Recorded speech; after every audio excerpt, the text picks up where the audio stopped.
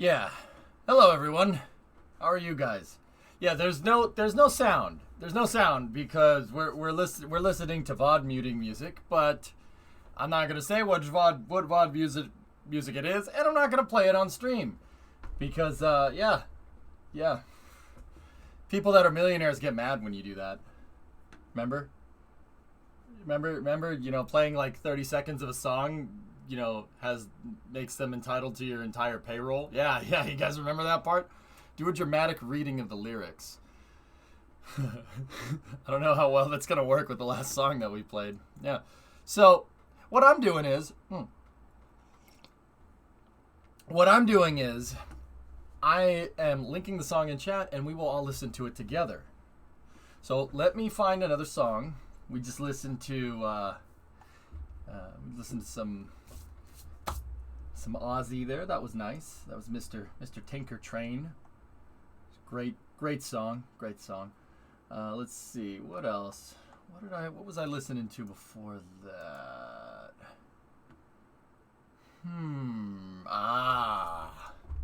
Here we go. Here we go. I got something. Sad YouTube viewer noises. Huh? Alright. Alright, here. I will link the song.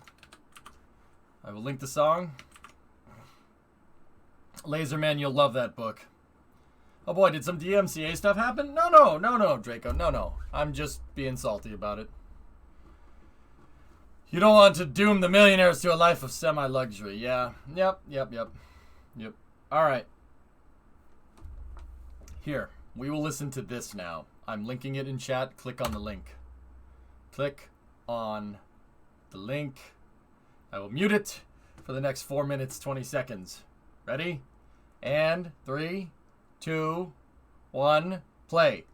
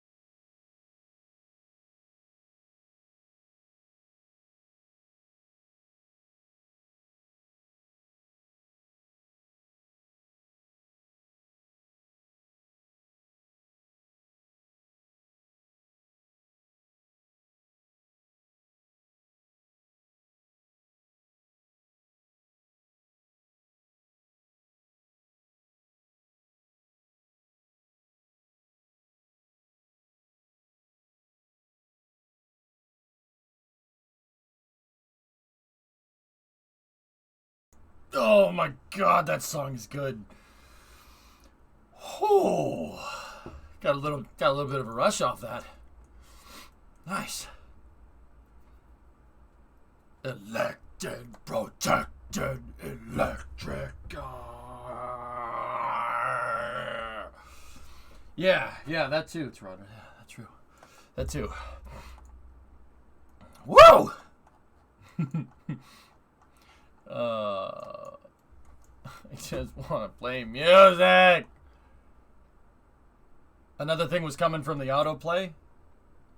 Another thing coming was coming from the autoplay. Yeah.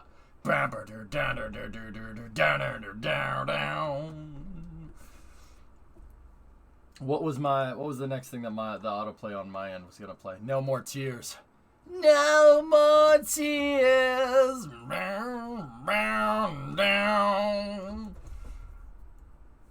Yeah. Now Saturn V? Now Saturn V stuff? We can do that? Oh, I can. Yeah, we can do that. Have you seen the ground anchors? Oh, yeah. Oh, yeah. Yes. With those ground anchors, we have been given the scientific knowledge, the technical ability, and the materials to pursue the exploration of the universe. To ignore these great resources would be a corruption of a God-given ability. Yeah? Yeah? Yeah? We have been given the scientific knowledge, the technical ability, and the materials to pursue the exploration of the universe. To ignore these great resources would be a corruption of a God-given ability. 10, 9, ignition sequence start. On Fire by Van Halen.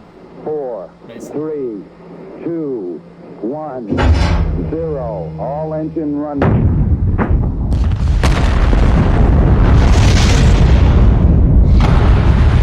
Oh, it makes me want to lift weights, dude.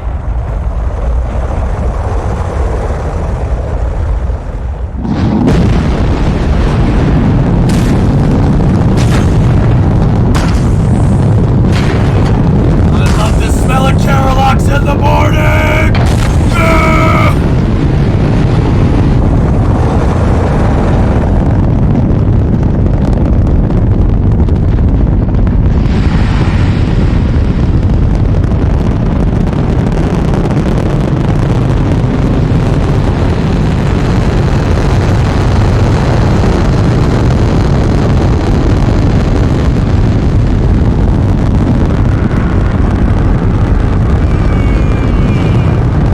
That's nice.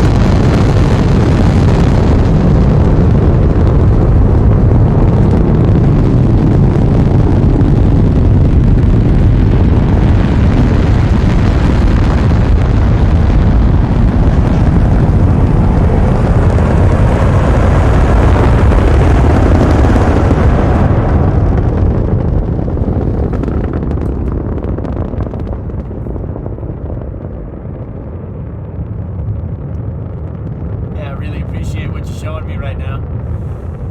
Is this the largest thing ever flown? Yeah. Oh. Roll pitch program. Mode 1 Bravo. Roger, Mode 1 Bravo. Oh, that was good. That was good. Yeah. Yeah. Phil. Okay, he was right. Young kids just want to see spacecraft launch, and they just want to get turned on by those launches. He said that in a congressional House Appropriations Committee meeting. Young people just want to see space.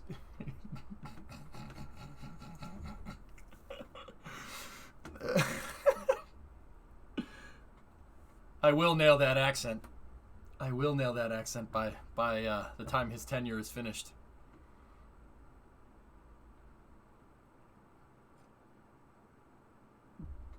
And Sawyer, you're gonna be real. You didn't know Paris Hilton was a chick.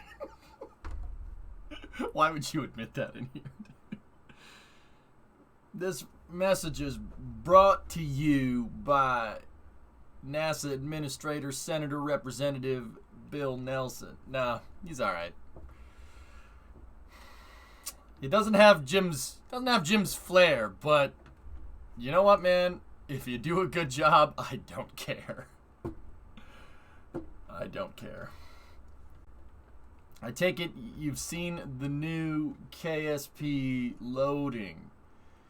Yes, I will tell you that I have, I have seen it, and, well, I'm just mighty proud of the people in charge of making this KSP loading happen.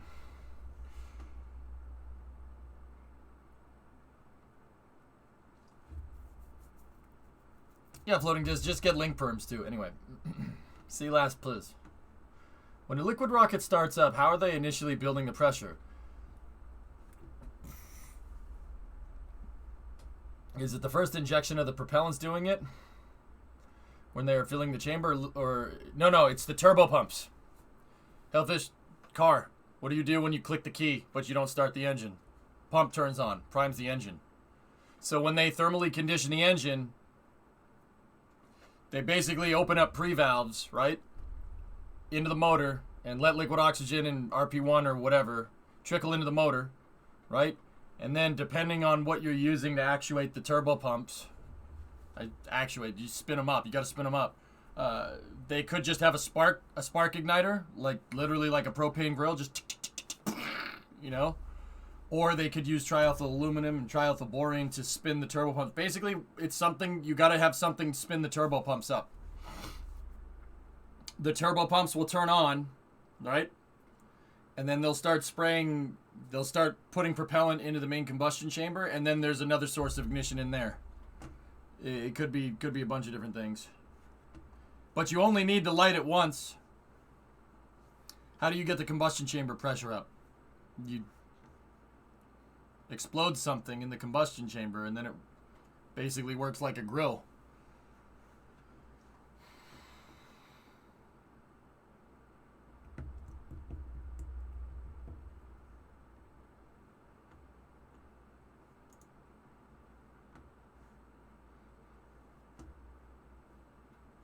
Like where you turn on a dang old propane grill? No? Oh, Apollo in real time. Yeah, I like those. God, like.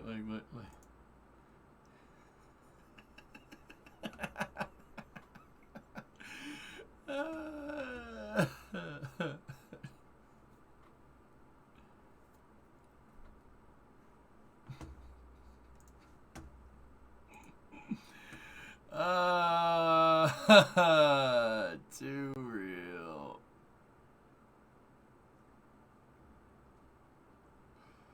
Too real.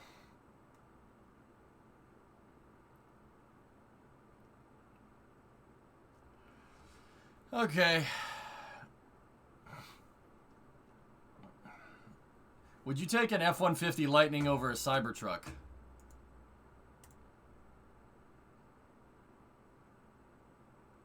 Have we seen that already? Fascistas. Oh yeah, I've seen it. We could show it on stream. There's a bunch of other things that they added, but...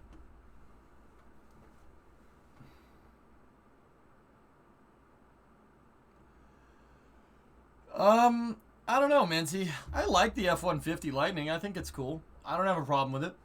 I think that's a good, yeah. I mean, good execution. I'm pretty sure it's not trying to be more than what it is. It's... Yeah, I don't mind it. I really don't. I actually think it's kind of cool. I want Ford to take that chassis and I want Ford to take that chassis and make another Crown Vic. Is that bad? Did they give the price?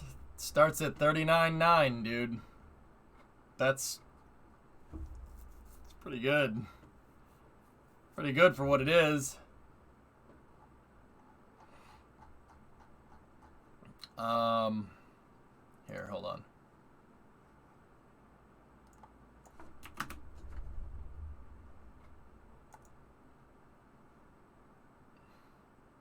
Here, take a look.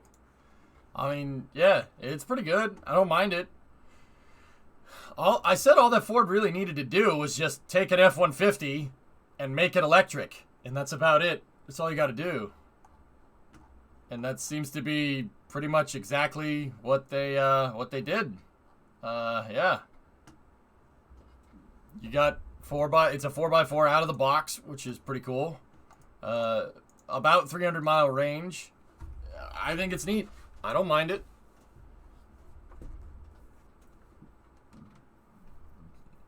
You saw Maki on the freeway yesterday. It was unfortunate.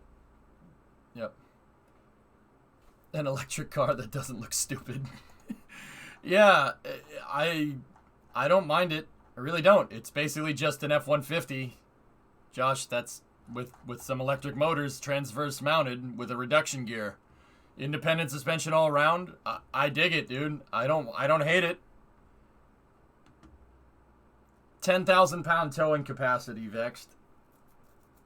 I don't know what the range is going to be with that towing capacity, but yeah, 10,000 pounds. So that's what 4,800 kilo. It's not bad. It's an F-150. It's a medium duty truck. It's not a heavy duty truck.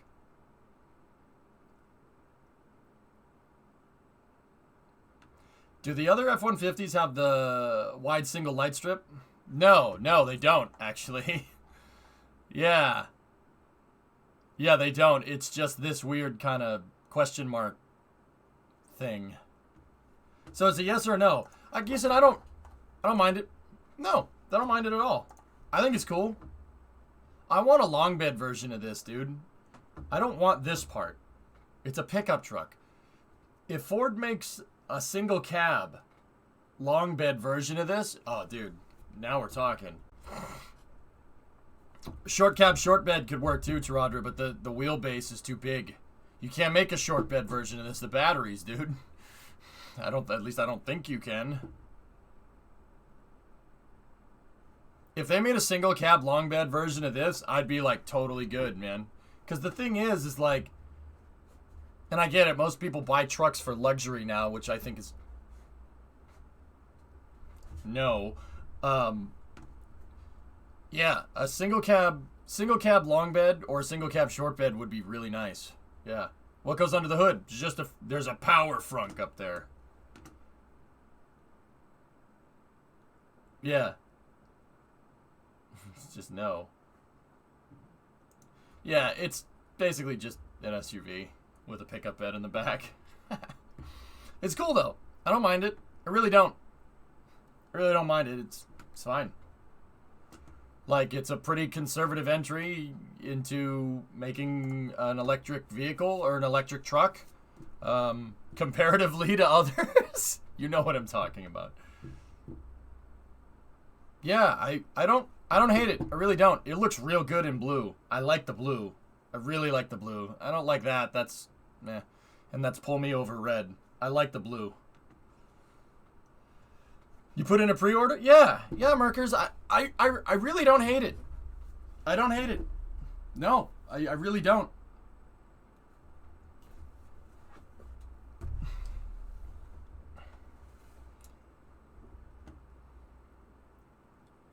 Yeah, I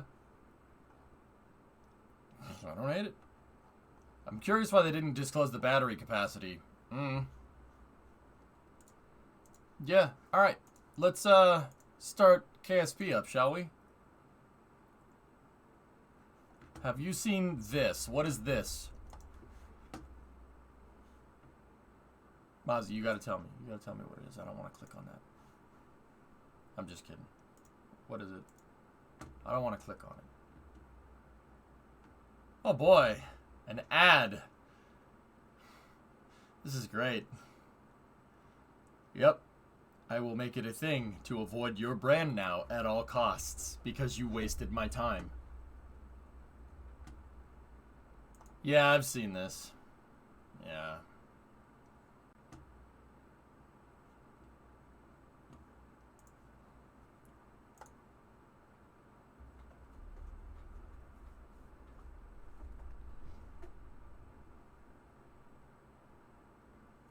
You're not showing the new KSP video?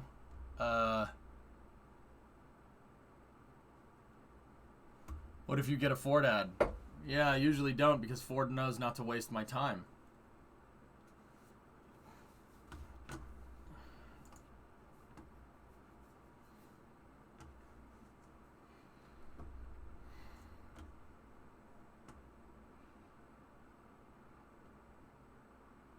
Technological stigma is overcome through making it look normal. Yep. Yeah, Sim, I'm with you on that one. If it comes over at a decent price, I might look into getting one. Right on, Geeson. Yeah, no, I hear you. I don't hate it. Like, I don't hate it. Just like I don't hate a Model S. I think Model S's are cool. I don't hate it. Yeah, I hate the Mach-E, but yeah, we good. Tessa, I'm gonna share the KSP loading stuff like during the second round of KSP today. Because yeah, I'm gonna get asked about 1,000 more times if I've seen KSP loading. So I'll wait until more people are here, you know? But yeah, I've read all the loading notes, dude. That's actually what I was doing when I said, you know, oh, I'm delaying the stream. I was reading the KSP loading notes and listening to music. Yeah, I don't mind electric cars, and that's coming from someone that has all V8s. Every single car in my fleet has a V8 in it and is rear-wheel drive. That is completely on purpose. That is not by accident.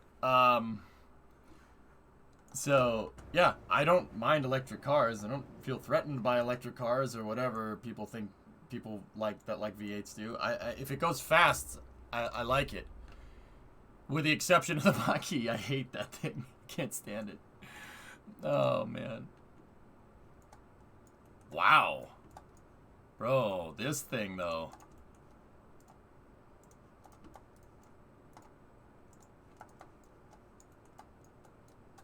Oh, man. All stick. So, my truck, the 59 is automatic. The Coronet's automatic. The Mustang is manual. Presentation news. Austin asks Elon, hey Elon, is there a possibility for a Starship presentation this year? A lot has happened since Mark 1, and I'm sure the community would love to hear you speak about the direction the program is headed, especially since the team has flown and landed a full-scale prototype. Elon Musk replies, sure. I sound like Cleater's Elko over here.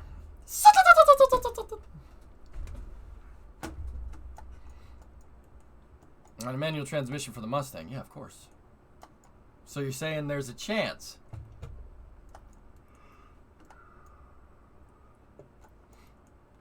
He sneezed twice. Yeah, right after that. Man, this thing is really coming along, huh?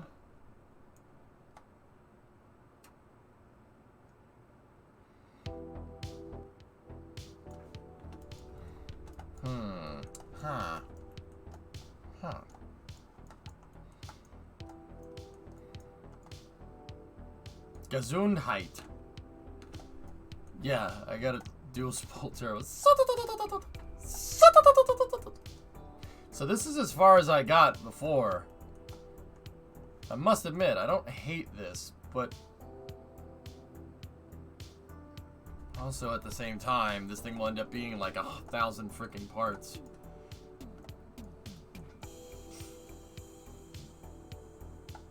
Yeah. Dizius, I know. Isn't it cool?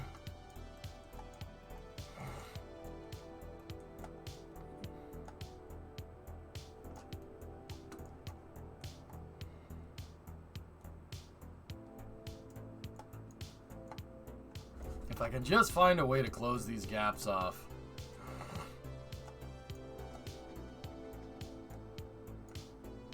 Last night, where I basically left off, I was going to build, just basically build what I wanted. Right? And now I'm not so sure. I mean, it looks sick, dude. It looks real nice. I really, really like it. But it's already 320 parts. Meaning that this is going to be 500 parts when it's done. And if you couple that with a 500 part launch pad and a 100 part payload, all the benefits of single stage to orbit, right? All the benefits of quicker integration time go out the window because it's 500 parts. It's just as much as a regular launch vehicle. It's going to take twice as long to make. Yeah, the ground anchors, dude. Yeah. Absolutely. Discovery, So go at throttle. I'm going to make Proto 3 here, and we're going to go from there. Hey, Rocket Guy. Discount. What's going on? 9-month resub. Oh, I like it so much. It looks so sick.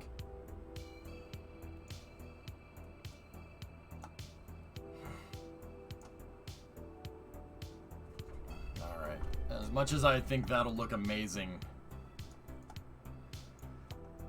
it's just too much.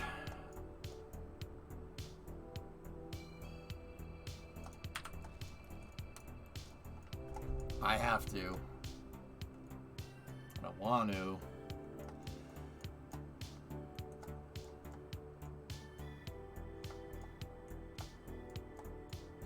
I don't want to. We'll figure out another way. Alright, I had some ideas. Don't worry, I saved the other one, guys. I saved it if we ever want to go back to it. I didn't overwrite the file. Just in case. Let's see where this takes us. Dude, the 1.12 preview is insane. Are you ready? Are you ready? Do you know? Are you feeling in it now, Mr. Krabs? Are you ready? Sneaky, do you like that? Do you like that song?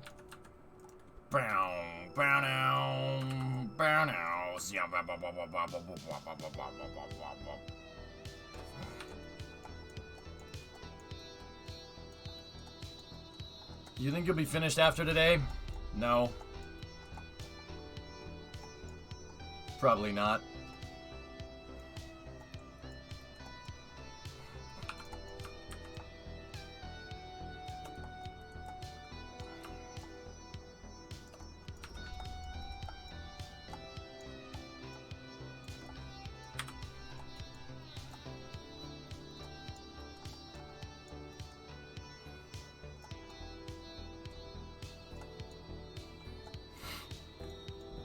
We could probably get rid of the white parts too. We don't need that. This gets the same shape across.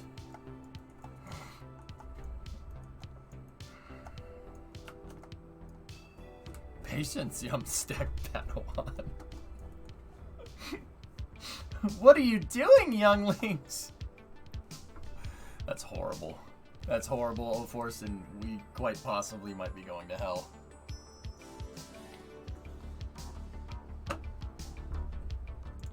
Yep. Act accordingly.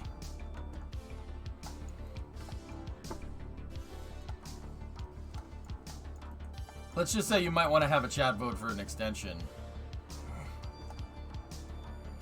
Discovery, go at throttle up.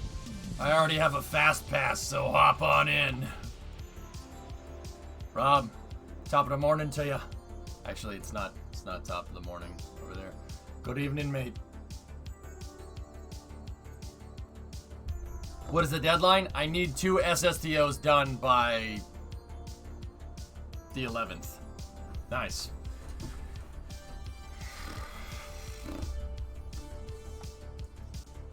Kyron.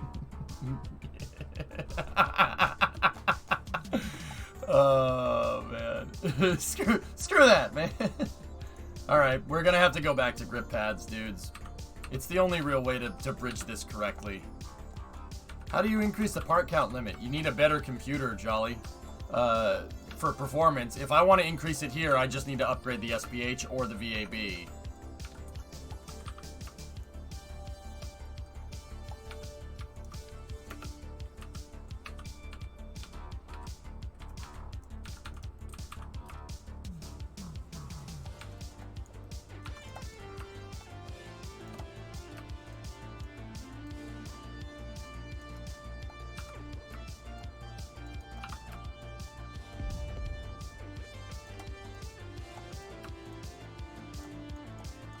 Why doesn't this line up anymore?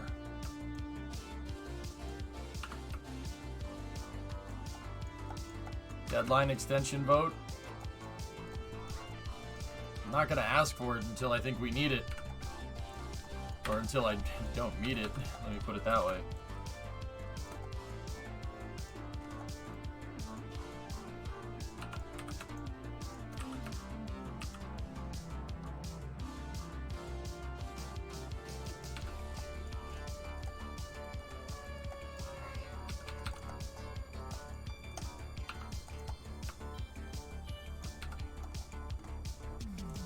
This will work. Not sure how.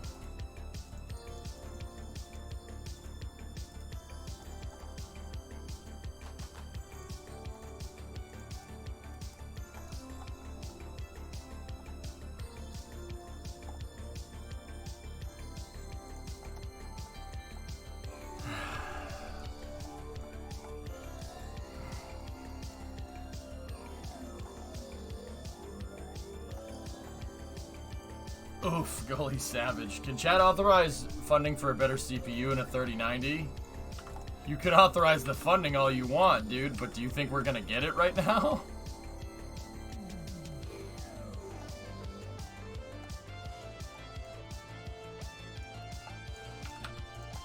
Like, something GPU shortage? Something. Dark side, something.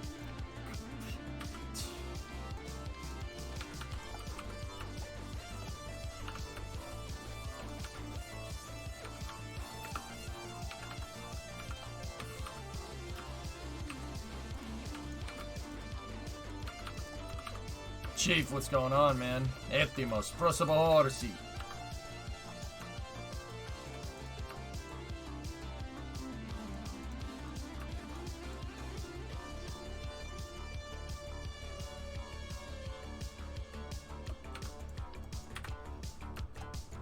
Okay, let's start with this. Let me just... Dude, we should go play some Hearts of Iron later. That game's fun. I remember the last time I played, I got railed as the Soviet Union. That wasn't fun. Now that I'm thinking about it. Wait a minute. I did not enjoy that. Freaking crypto miners. Yeah, what do you want? You know? Cracks, have I seen the KSP update? You look great. I look great? Oh no, I don't look great. It looks great, really nice textures. Yeah, man. I thought you were giving me a compliment for a second, but I read it wrong. I was like, well, thank you. No. Oh god, I'm such an idiot. Yeah, dude, it looks good. I want those ground anchor points, man. I'm curious as to how those work.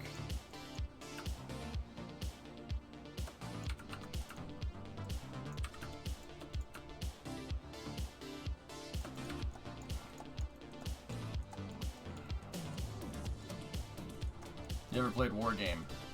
No. Yeah.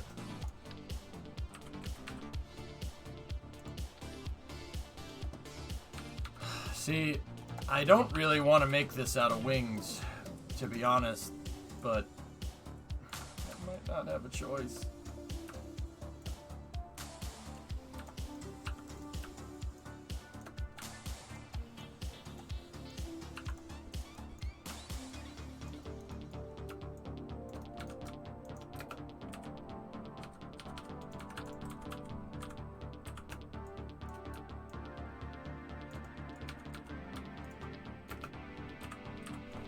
I have no choice but to take the case.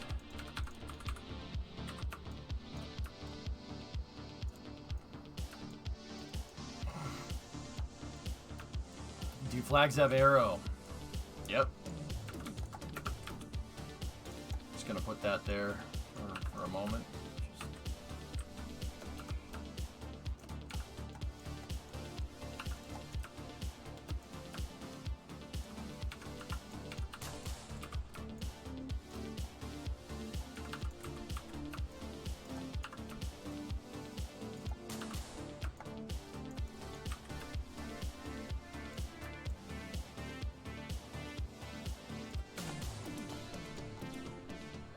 Huh.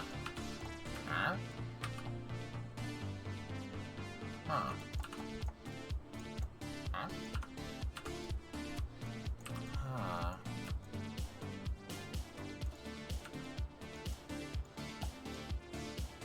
Alright.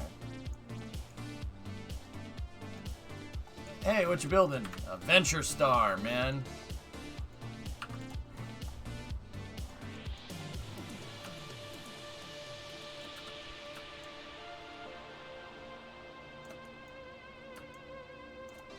It's a single stage to orbit airplane.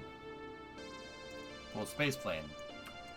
So think like if you took the space shuttle and you took if you took the shuttle and you took the external tank and made them into one thing. And then flew that all the way up into space.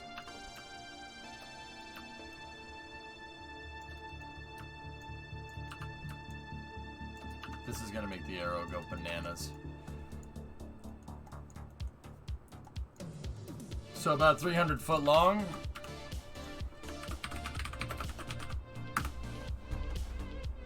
Well, no, but actually yes. So the Venture Star was a single stage to orbit option that Lockheed came up with in the 90s to help spur the launch market. The launch market was booming. Demand went through the roof in the 90s for launching things into space. That's why Atlas V and Delta IV were invented in anticipation of this high demand launch market, and one of the entries to the table was Venture Star. Venture Star is basically a space shuttle and an external tank with more engines attached to the bottom and a slightly smaller payload bay. Flies all the way up into space. Single stage to orbit, dude. It looks like a big slab of cheese. Right now, what I'm doing is I'm building the suborbital demonstrator. I'm building this thing. Only I'm gonna make it orbital. Or I won't. I mean, I don't know.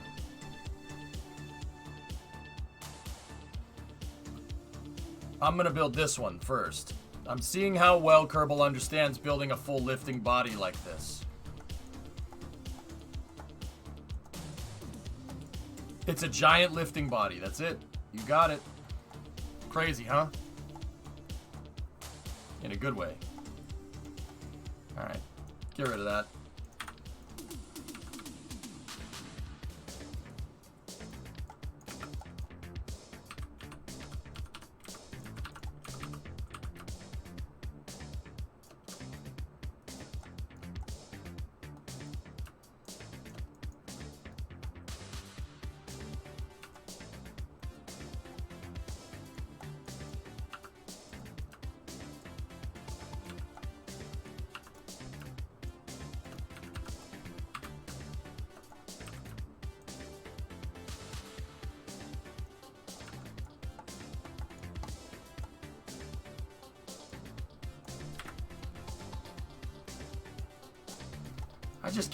I can't figure out the right shape for this.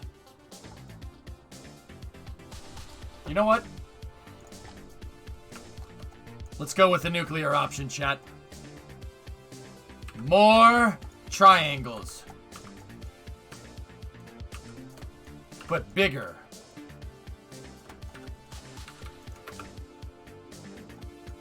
More! More! More!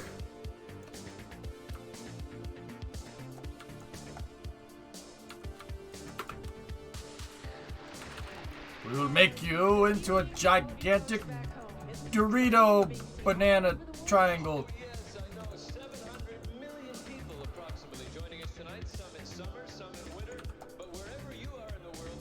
pursuit segment will be sure to warm your hearts. Our first stop will be on the grounds of the world-famous National Palace Museum, which houses Chinese treasures dating back some 4,000 years. Well, let's hit the road.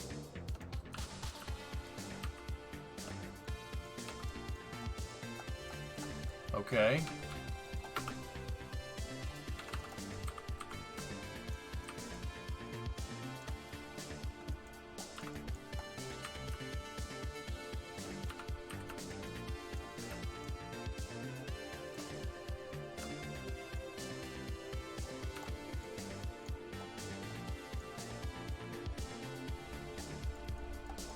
So what you're saying is the developers need to add bendable parts. No. No, I'm not. That would be really, really, really tough to do. Vulcan, what's that?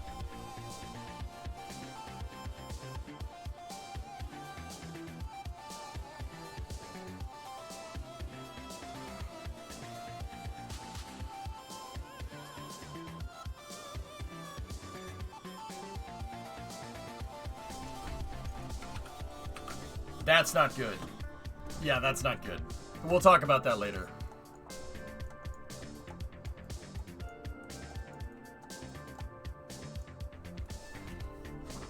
Oh, Dutch guy, I know, dude. Oh, I'm so happy. It's gonna be amazing, dude. It just makes me want to eat a stroopwafel. Huh?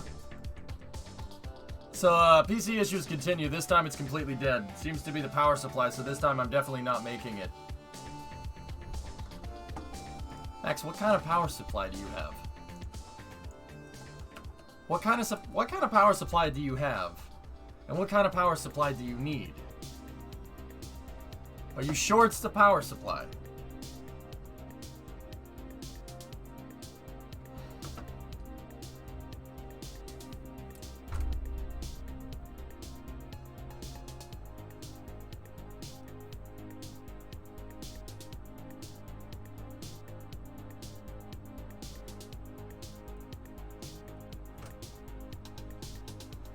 Try the old motherboard in the CPU and it doesn't turn on. Okay, Max. This is a deal alert, okay? I receive a well-hosted Friday Night Racing, and you receive a new power supply. Do we have a deal?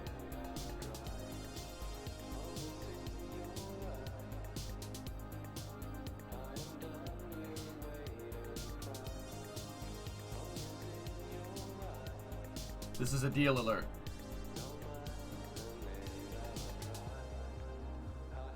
Rick, shut up, Cool Frisch. Shut up, Cool Frisch. Shut up! I mean, I can't say no even if I wanted to, can I? You pick out a power supply. You pick out a power supply. You tell me how much it is. I give you cash for services rendered. You have new power supply, and you get to race with us.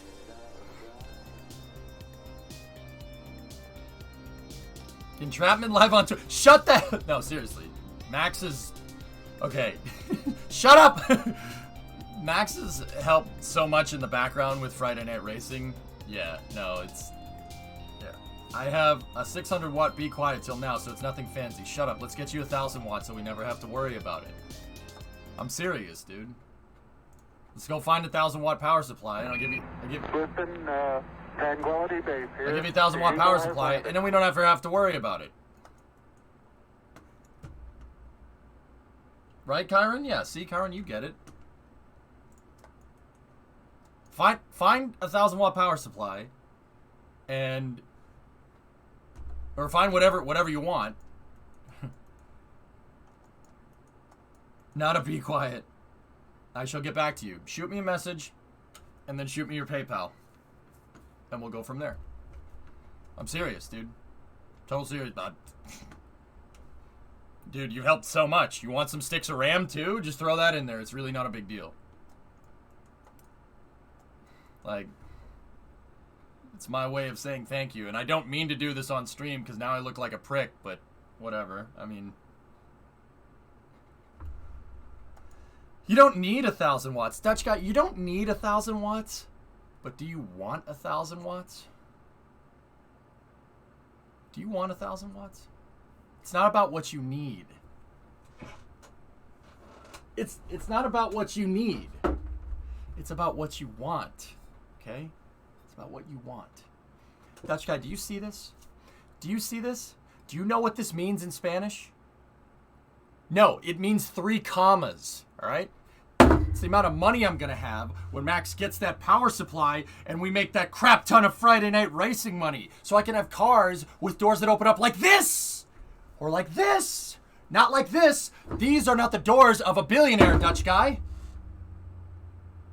Discovery, go at throttle up.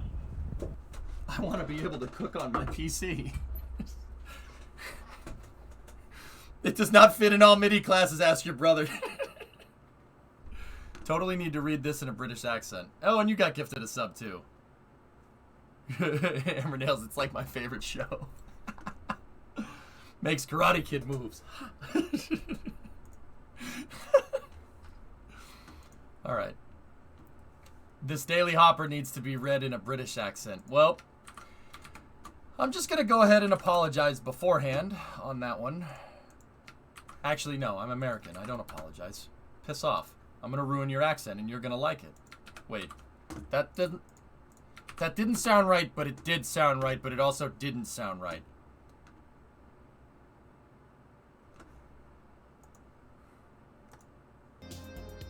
Three Coomers? No. God. What does this look like? A hot tub stream to you? Yeah, dead scum, I know. Yeah, Max, we'll get that figured out. We'll get that sorted. No problem, dude. It ain't no problem. All right. Jenkins, do you wish to indulge in conversation? Well, yes, quite. What scratches your curiosity, McGregson? The metal arcs. They are meant to voyage beyond the stars, no? How shall these vile creatures of air and methane survive such an embarkment if not to endure consistent returns? Shall they ever set foot into ye wild green yonder? Fabulous Inquisition! The way I perceive it, I do reckon that. What do you think they're discussing? Dog things, maybe? Cute. Interesting. I assume you saw Vulcan news. Yeah, that's not good. This is not Hamlet. Chief, do you mind if I inquire about your perception of the play from the Doylicott Opera Company? We will fight them on the theater. We will fight them on the beaches. We will fight them in the air. That's actually a really good speech for what it's worth. Yeah. I don't think it's as good as another one where the U.S. will ultimately fight on to ultimate victory. Isn't that Vulcan news technically illegal? Wait, that's illegal. Not if the Space Force says it isn't. Begone with you, kind sir. Why do you somehow sound like Snape? Attention, police. Attention, police. This is Hans Gruber. What's that, Hellfish?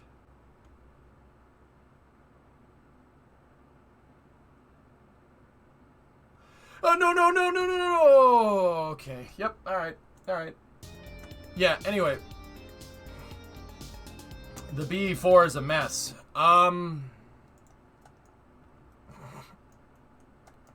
Yeah, this reeks of propulsion problems, to be honest with you. Wait, what is the concern with Vulcan? There's a Space News article that came out, and it's by Sandra Irwin over at Space News. I believe what Space News is pretty damn reputable when it comes to this stuff.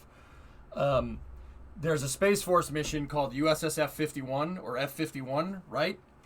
For the Space Force that's scheduled to launch in late 2022. ULA asked the Space Force if they could switch it to Atlas V.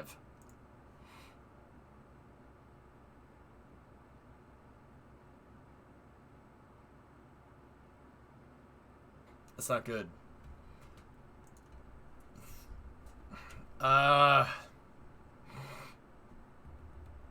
Now, guys, point counterpoint here. And I'll talk more about this at Space News, right? Point counterpoint is that, look, this could be nothing. ULA could just want to offload their remaining Atlas V stock. It could be nothing more than that. Dudes, ULA just wants to get rid of the remaining Atlas Vs. It could be something as simple as that. They have a lot of Atlas Vs left over.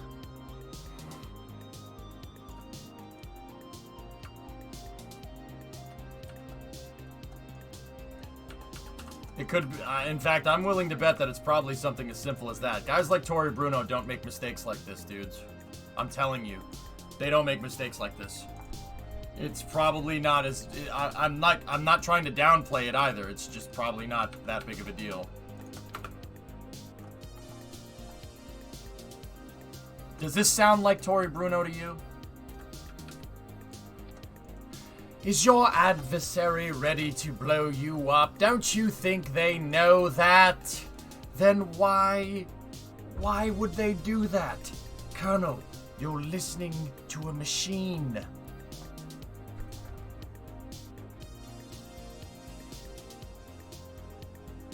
Yeah, bro, Hundy, maybe.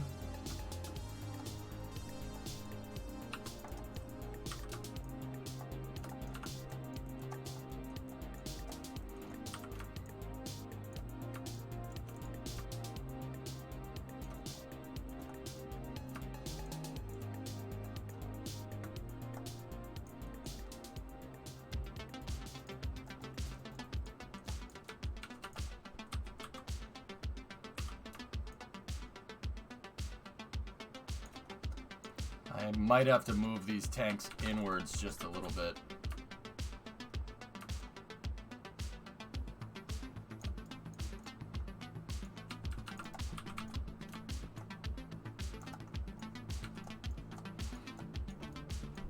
There we go. Last, I get it. Sources say thing, but it would give an explanation of the reason. Yep. Changes suggested due to payloads. They need 2 flights before they can fly DoD payloads, and Dream Chaser was pushed back to the behind mission that was switched. Yeah, see, fellas, look. You got to give the benefit of the doubt, and that's what I try to do no matter what company. It doesn't matter if it's ULA, it doesn't matter if it's ARCA, but especially because, I'll be honest with you, and this isn't just because I favor ULA. ULA doesn't make these kind of mistakes. Trust me on that one. Do they seem like the kind of people that would oversee something like this?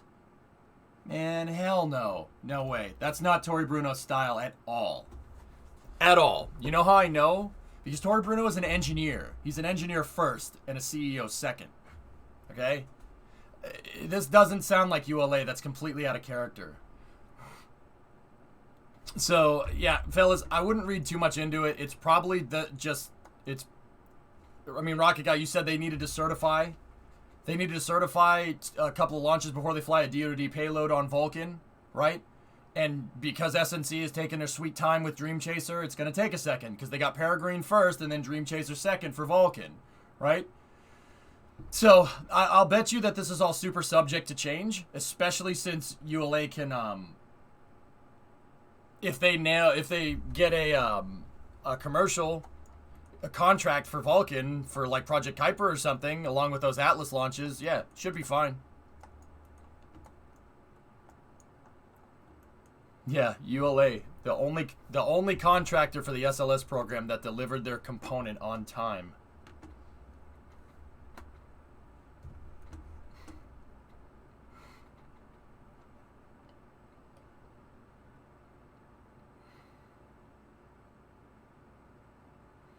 Yeah, Forge, I don't know, man. I'm gonna get back to building. We'll talk about this more for Space News, okay?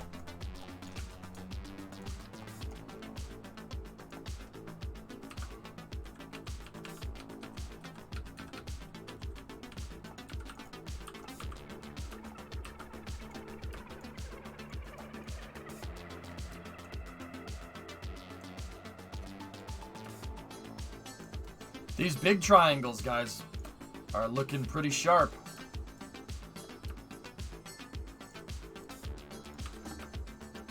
I didn't think they'd be large enough to do this, but they absolutely are.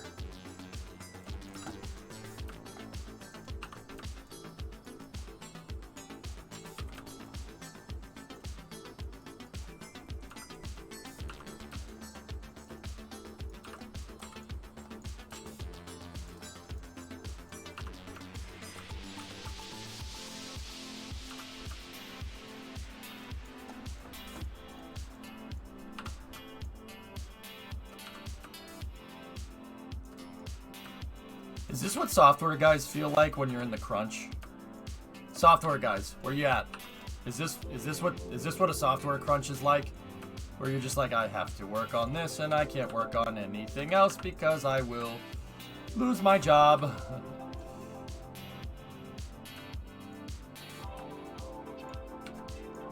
So does this take off from a landing strip? Wiz, this thing will take off from a launch pad. It takes off from a launch pad that's kind of similar to Falcon 9, believe it or not.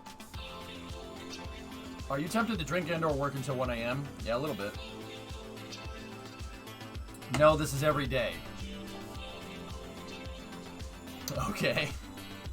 Yeah, here. I'll show you guys a little quick promo video. And Drummer, I know this is going to end up muting the YouTube video, but it's okay. Check this out. There's a promo vid from Lockheed. Look at this thing. You want to get up to speed on the X-33. Watch this.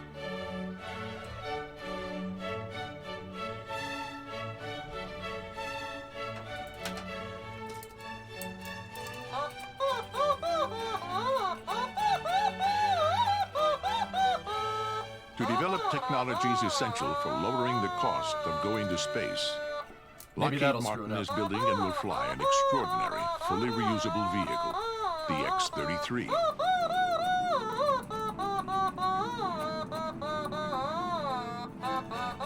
Its first 450-mile flight from Southern California to Utah will take just 14 minutes.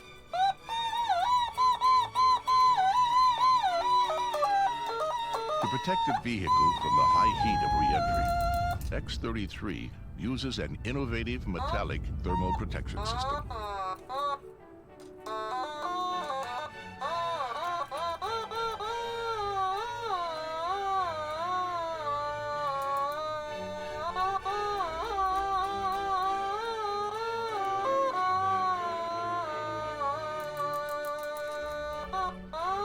X-33 flies and lands autonomously.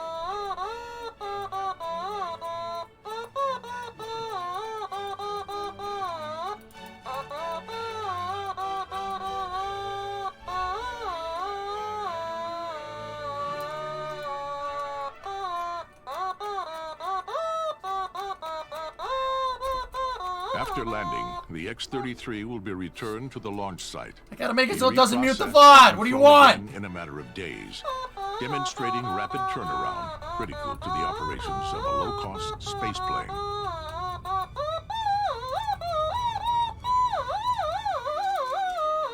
Its two linear aerospike engines propel the vehicle to speeds greater than Mach 13 and an altitude of more than 50 miles. So, okay, so check this out. Automatones aside, that was funny. So, this thing would use a transporter erector. And once again, I haven't even gotten past this part. I don't even know. I gotta make the skin of the vehicle. So the X-33 was a subscale technology demonstrator. And while we're on the subject, Tory Bruno, the CEO of ULA, this guy, was an engineer on the X-33. Tory Bruno is an old school Lockheed guy. So that should tell you a little bit about how he does business. Alright? Just on a side note, going back to that whole thing, this guy doesn't screw around. No bullcrap from him. It's Lockheed, guys. Same people that made the SR-71, and the F-117, and the U-2, and the TriStar. Like, Lockheed doesn't screw around. No. That's not how that works. And wears cool hats. Yeah, there's also that. So, the X-33 was a project that came about in the 90s for the Strategic Launch Initiative, I think is what it's called. Who's the worker behind him? Well, that's Wario. Distinguished billionaire. Definitely didn't kill Mario. Stop Italian hate. That's Peter Beck over there. He does some things with rockets. I don't know who that guy is. Somebody just told me to put him up here. He's a weirdo. That's Jim. And Das is over there. Das is a producer for National Space Flight. Yeah. Wait, didn't Bono make U2?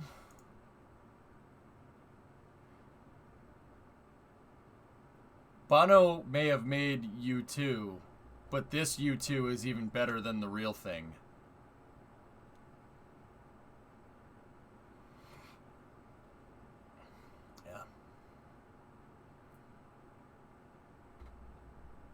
You're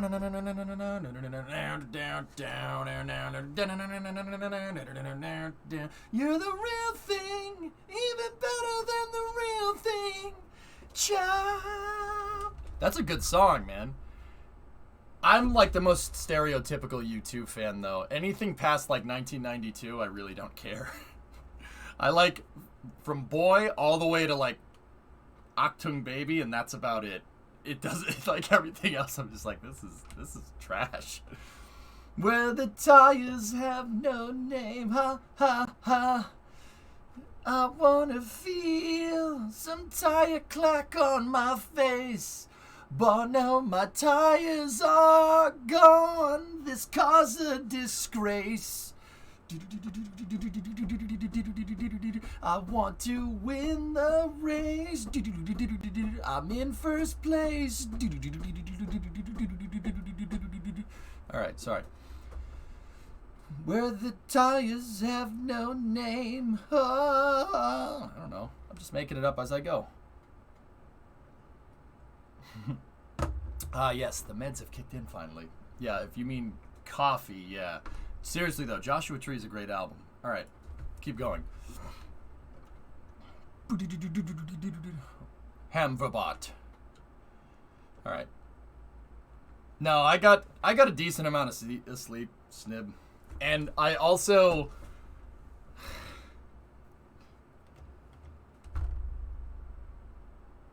I'm super embarrassed to say this. I listened to like Maiden and Priest before I started the stream. I've been trying to do that, listen to some music before the stream, just because like I've been listening to so much dang synthwave, because that's basically, I mean, Robert Parker is the only thing I know like that's 100% clean, and no, I don't need an invitation for other types of songs for the stream. Don't worry about it.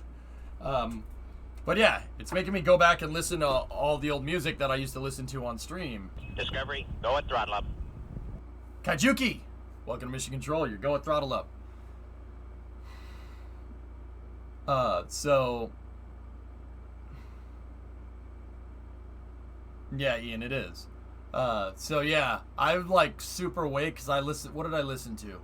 I listened to Power Slave, and then Run to the Hills, and then I listened to Freewheel Burning by Judas Priest, and then Mr. Tinker Train I listened to on stream by Ozzy, and then I switched back over to Electric Eye, and then we watched some Saturn V's launching, so I'm like extra awake today.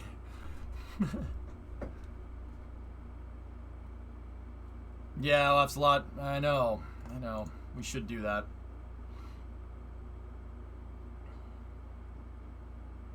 Flock of Seagulls.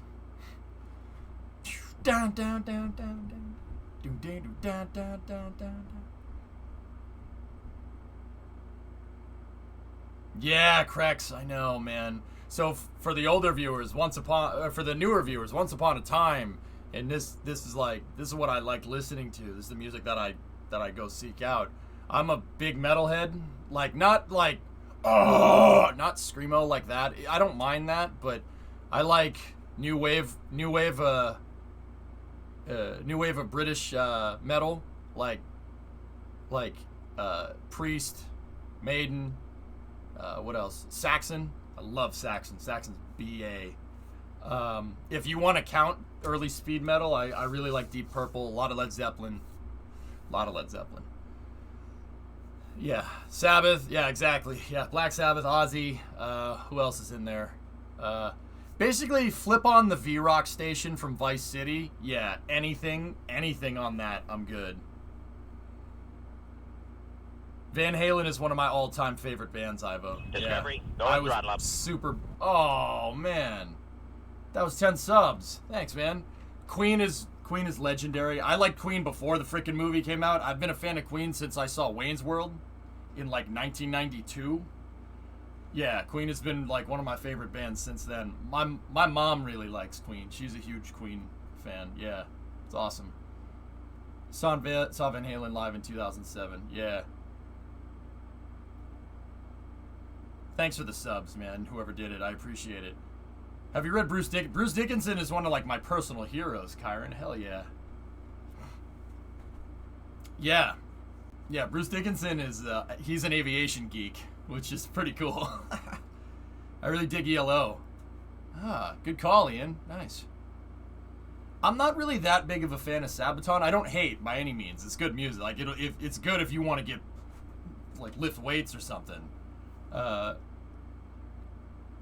Like Queen since before the movie came out mentions Wayne's World. Jim, who liked Queen before Wayne's World came out? Now, I know that's a vast majority of people. I get it. But hey, I was 4 in 1992, okay? And I was like, Daddy, what is this song? And he's like, that's Queen. I'm like, I love it. And he's like, yes.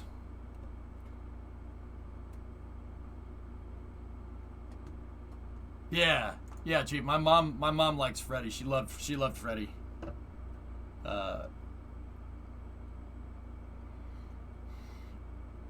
So, yeah, I mean, yeah, I like Van Halen. I like both Van Halens. Van Halen and Van Hagar, they're still good. Both of them are good. I appreciate all that music. Eddie was a freaking genius. I was really bummed out when he died. I didn't show it that much on stream because, yeah, just another day.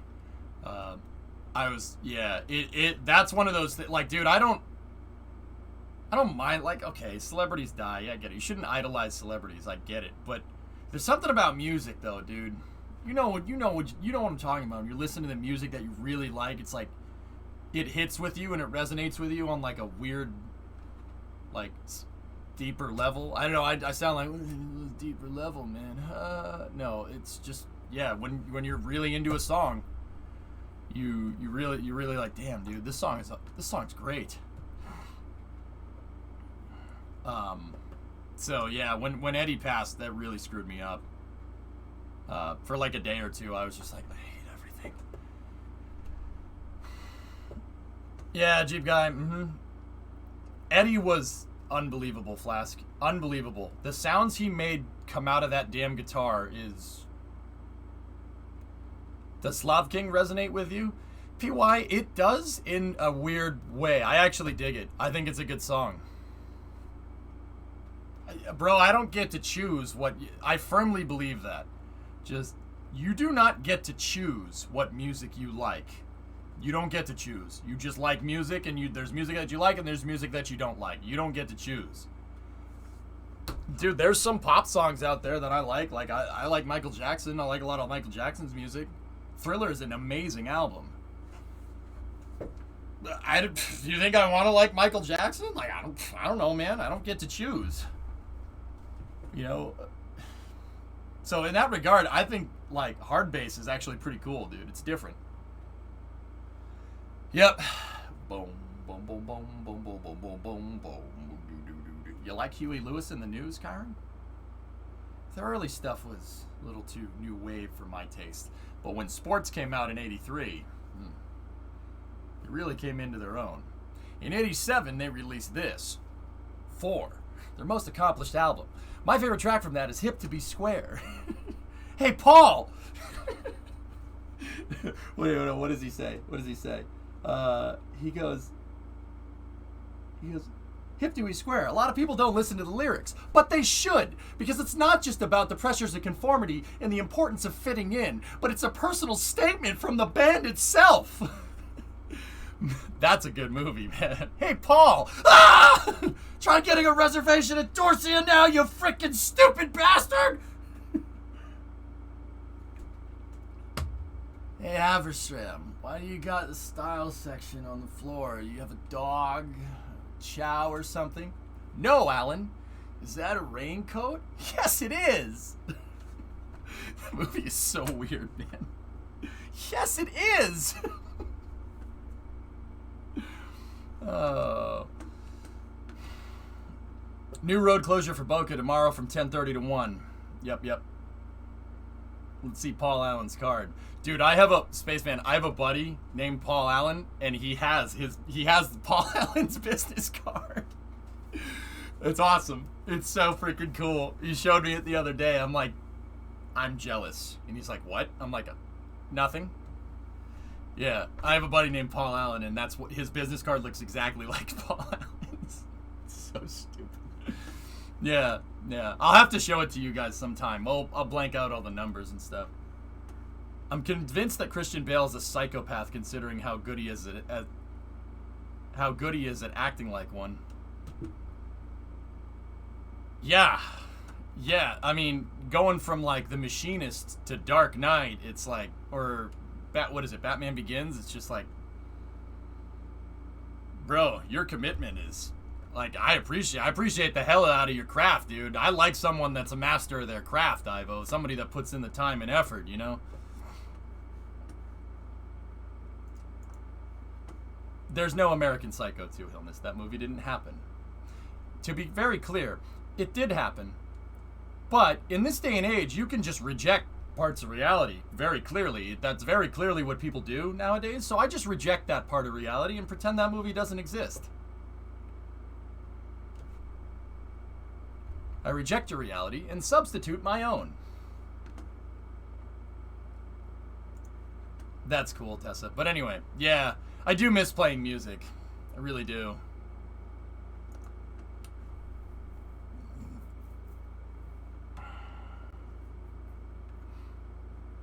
But yeah, PY, I do like hard bass. I don't know. I don't get to choose. Like, you don't choose what music you like. It's just music that you like and music that you don't. So anyway, this is what the X-33 was going to do. The X-33 was a suborbital testing article that they were going to use to prototype the heat shield in the tank and the fuel tank design. It was not going to do that. That thing would fall apart if it tried to do this. Well, not that it would fall apart. They were showing that it has cross-range capability, but I don't think it would be able to do that. I mean, maybe. Yeah, that's cool, Nuclear. Speaking of not being able to choose the music that you like, Chad, I need EJ on August 5th for a Fall Out Boy concert.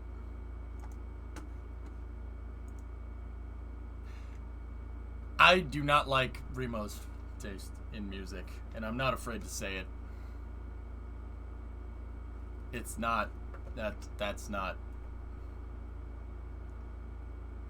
Except Remo likes Dookie, and that's a good album, and that's where our musical tastes kind of cross, and that's about it. Yeah, Green Day and Weezer are there too. Yeah, I'll go for Green Day. Fall Out Boy though, I'm probably just gonna take a nap.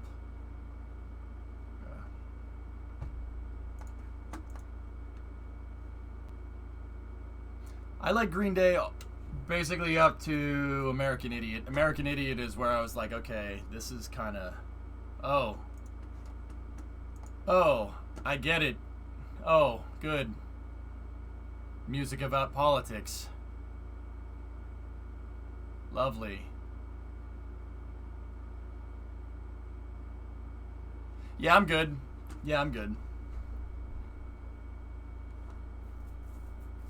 Dookie and Nimrod. Dan. Everything else after that, I'm just like, oh, alright. REM is good. Yeah, absolutely. Yeah. I lost interest after American Idiot. I'm just like, yep.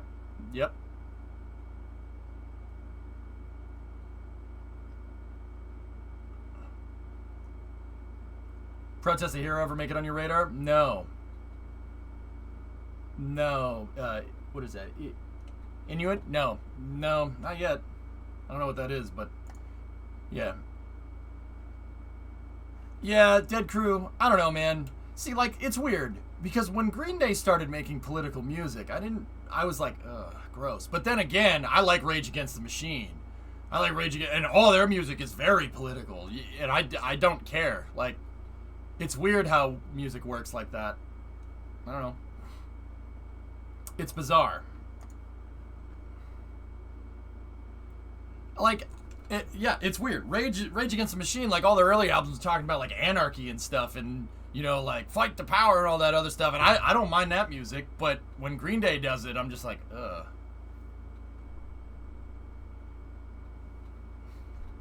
Yeah, Stormcrasher. Me too, man. Me too. I was always more of a Beach Boys fan than the Beatles, though. Sorry. I don't hate the Beatles. I like the Beach Boys. Yeah, Dan. Yeah, dude, it's so true. It's so true, man. Man, those guys.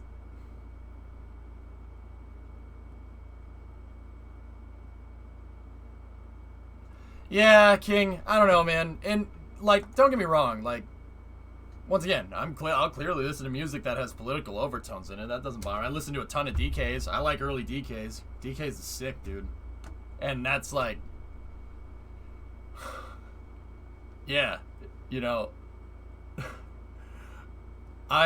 dude, I had a weird moment last year, and I wanted to listen to some DKs, right? And it was last summer, and I was listening to Plastic Surgery Disasters and Riots on there, and I'm like, wow, yeah, I'm gonna skip that track.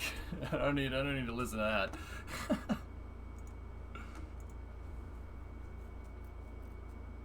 From someone in a space Discord I am in, seems like it's payload related. One of my good friends leads propulsion for Astrobotic. He's working long hours. People forget that Vulcan's first 2 payload deployments are programmed, so they hit bumps along the way working towards their first builds. Yeah, Phil, payload. It's a payload constraint. It ain't ULA. Tori Bruno don't work like that, dude. Yeah, Dan. Yeah, absolutely. Mm-hmm.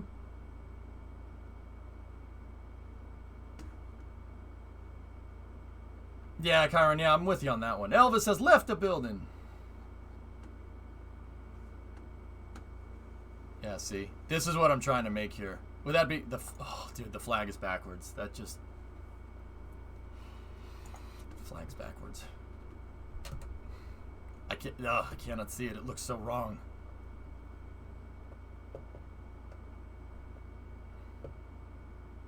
What about the 4 other guys in chat saying it's Engines and Blue Origin's fault?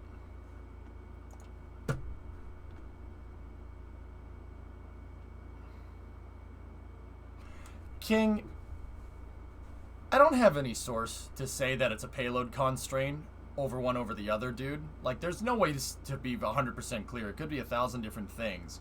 But, okay, so, King, I'd like to think I'm fair, all right? And I'd like to think there's some character... You know, I'll take character into my analysis. And what does that mean? So if Elon says they're going to launch Starship in June into space, I'm like,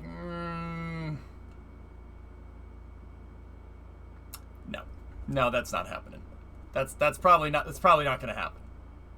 I'm going to say August or September, bro, right? And that's not a knock. That's not a knock at Elon. You know they're going to do it this year. They absolutely are. And that is miles faster than anyone else in the industry. Like, I'll say it straight up. Hey, Lukey Bookie. Double raids in 2 days. Thank you very much. Now, with Tori Bruno, King, have you ever gotten a vibe from Tori Bruno to make a mistake like this? No way. Not a chance.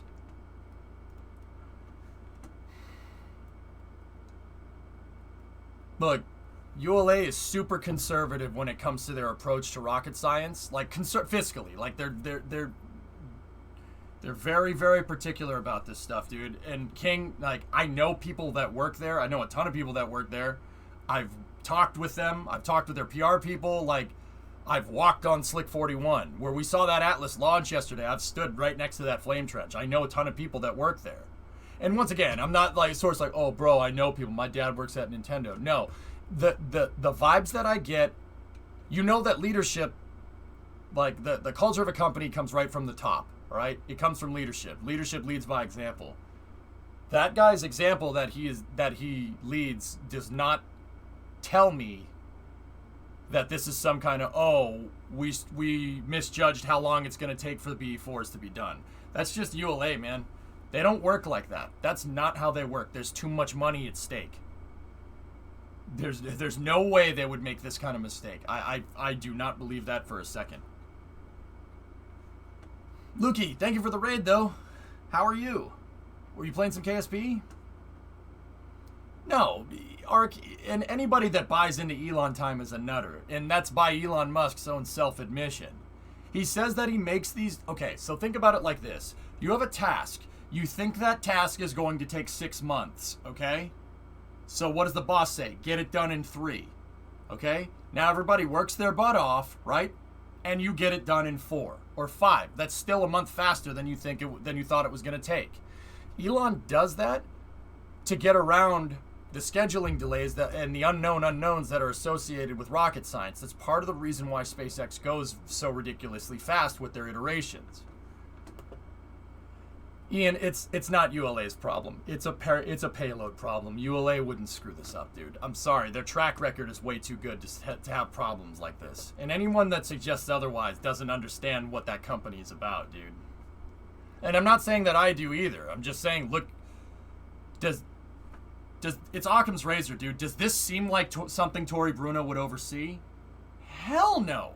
There's not a chance. No way. There's no way he'd let something like a payload constraint like that slip unless it was to, unless the constraint was coming from not his company. All right? Novus, USSF 51, which is a Department of Defense payload that's scheduled to launch in late 2022, ULA asked the Space Force to move it to an Atlas V instead of a Vulcan. And everybody's like, "Oh my God, Vulcan's a piece of junk. Vulcan's a piece of junk." I'm like, no, there's no way that ULA would screw that up. There's too much money at stake. The only reason that's happening is because of something that ULA can't control. And chat did some digging, dude, and it turns out that in order to fly Department of Defense payload, Vulcan needs to be certified with other missions. Peregrine Lander, Dream Chaser, right? Guess what's delayed? The Peregrine Lander and Dream Chaser. Why? Not because they're bad companies, because space is really freaking hard. Yeah. It's really difficult stuff. You only get one shot to land on the moon with that Peregrine Lander. That system has to work. There's no like, oh, well, what if we lose an engine? No. There's no what if we lose an engine. There's let's land it on the moon and let's make sure that it works. So, I think people are too hesitant or they want to jump on the ULA. Like, oh, ULA, I have no idea what they're doing. Nah, I don't think so. I'm pretty sure that this is not their fault. My point is, it wouldn't be their mistake. It would be Jeff's for not developing the engine despite infinite money.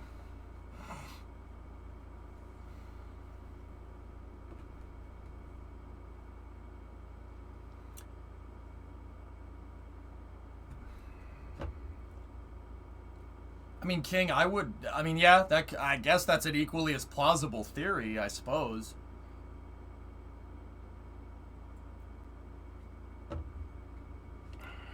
I guess. I mean, like, I know people that work at Blue Origin too, but I don't really ask them questions, and that's kind of on purpose because I know I won't get answers. I mean, to be fair, I ask nobody questions. I get told things, you know what I mean? I never solicit information, dude, ever. I don't do that. That's not how I work. You know? I just saw the 112 update. Yeah, pretty hype, huh? So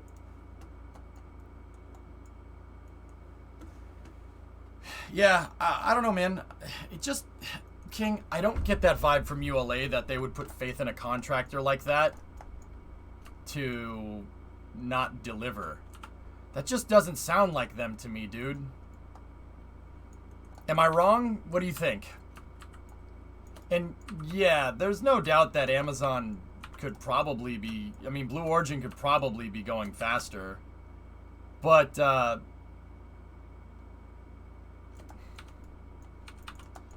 you know, King, like, you could say whatever you want, dude, about, like, Jeff, and I get it, like, oh, it's easy to criticize when it's, like, not your money and stuff, right? But, like, okay, I'll take Prime, for instance. Look, this is not, Jeff, this is just what I've noticed about Amazon, and I'm not just saying this to gain favor because I work under that umbrella. No, hell no. Hey, you guys have taken 20 years and you've launched 15 suborbital rockets in 20 years? Come on. Right? Like, why would I say that, right? Like, if I, like, but Also, at the same time, I mean, they basically made a space program from nothing, dude. They made it from nothing. It's nothing. It's nothing. They made it out of nothing. And if it's one thing I've noticed about Amazon, dude, like, I'll take Prime as an example. Look. Amazon talked about Amazon Prime for the longest time. They talked about Prime. They talked about Prime. They talked about Prime, right? And then, all of a sudden, in 2017, everything is Amazon Prime. Everything. You notice that? I've noticed that how kind of Jeff and Amazon does things. How they do things is they make sure that all the T's are crossed and all the I's are dotted, and then just one surgical strike, and then that's it. That's how they roll. Like, that's what I've noticed. They don't screw around. Did you notice just kind of out of the blue, everything was sponsored by Amazon. The NFL, sponsored by Amazon. Whole Foods, sponsored by Amazon. Prime, sponsored by, like, did anybody else not notice this? Prime Video just kind of came out of nowhere, and now I can buy car parts on Amazon out of the blue. Like, see what I'm talking about, dude? Hey, Vanguard, what's up?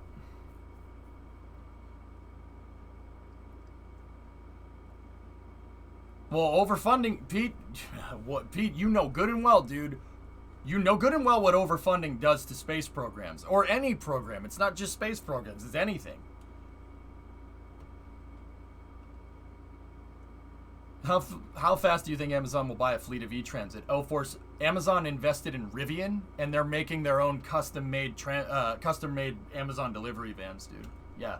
When you're Amazon, you don't need to buy. You can make your own.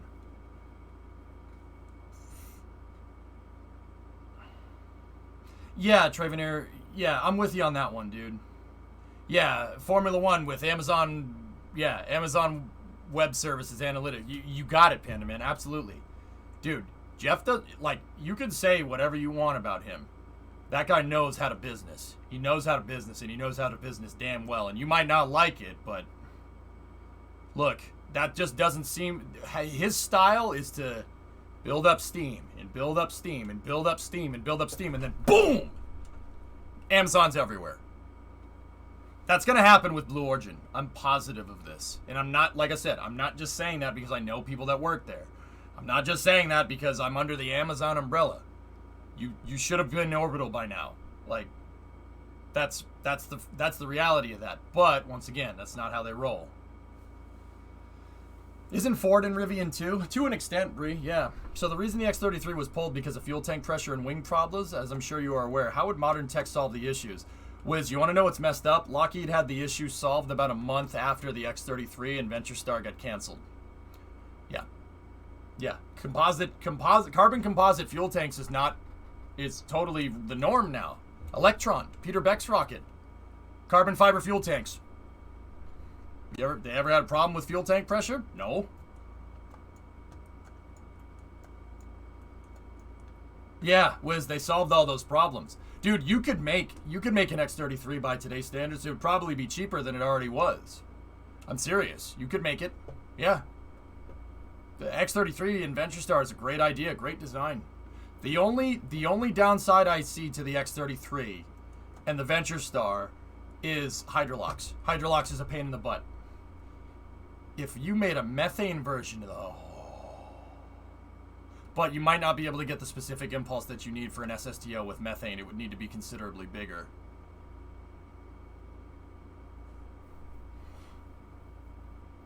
The problem is that SpaceX will be so far ahead that New Glenn will not be able to touch Starship capability. Yeah, Balxy, because the space program is all about who has the cheapest price and who has the most capability, right? It's not always the case, man. Why does SLS exist if that's the point, if that's what I'm getting at, right? Why is Atlas V still a thing? Why does Vulcan exist? Falcon 9's cheaper. That's not necessarily how the space program works. That's not what the Space Force wants. They want a healthy and diverse launch environment so they can launch their spy satellites whenever they need to. You know what I'm talking about? Dude, trust me, New Glenn will get on the books. New Glenn will get on the books. And Balxy, it feeds into a theory that I have. Literally, SpaceX could get the cost of launching a Starship into space down to $1. A single dollar, and the Air Force would still pay $100 million to launch it on an Atlas V or launch it on a Vulcan. You know why? Because they want 2 ways into space. They got burned hard during Challenger.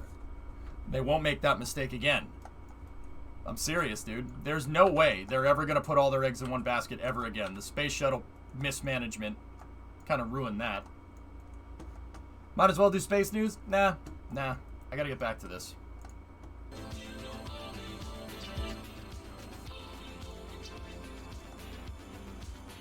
But sure, New Glenn will be reusable, so it's going for the SpaceX market, not ULA. I mean, yeah, good point, dude. You're not wrong. In a commercial market, you're right. But you got to remember, Amazon wants to build a web constellation too. So you build a rocket, and the problem with the problem with launching stuff into space up until pretty much the last 5 years has been, you can build a reusable rocket. Where's the demand? Make your own demand. Amazon's working on Project Kuiper, and they will their own internet and an Amazon Web Service satellite constellation. They're working on it. New Glenn is the perfect rocket to build constellations like that. Just like Falcon 9 is perfect for Starlink. Gotta remember, dude, the market might come from within. It might not be external demand. Project Kessler.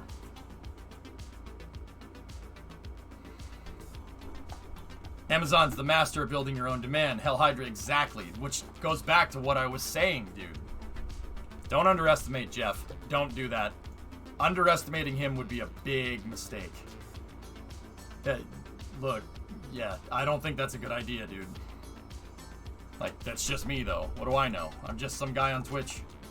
I have no idea.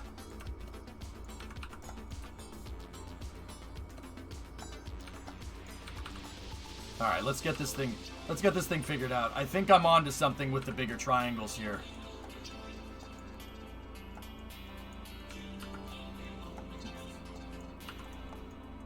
Yeah, it's called Project Kuiper, casual, but yeah.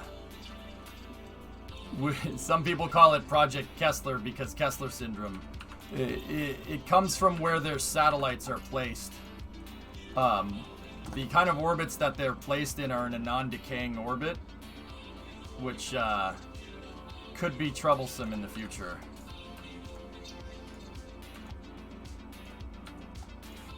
The SSTO be looking nice. Thanks, man. Yeah, right. Yeah, wait. Project Kessler. Wait, what? Yeah, right.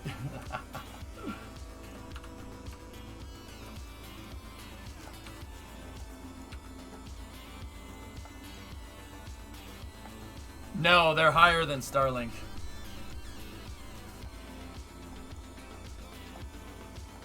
Yeah, Rocket Guy. Yeah, I don't... Yeah, I mean, internal demand notwithstanding, I agree with you. I mean, it's not like you know anything about this or anything, right? Like...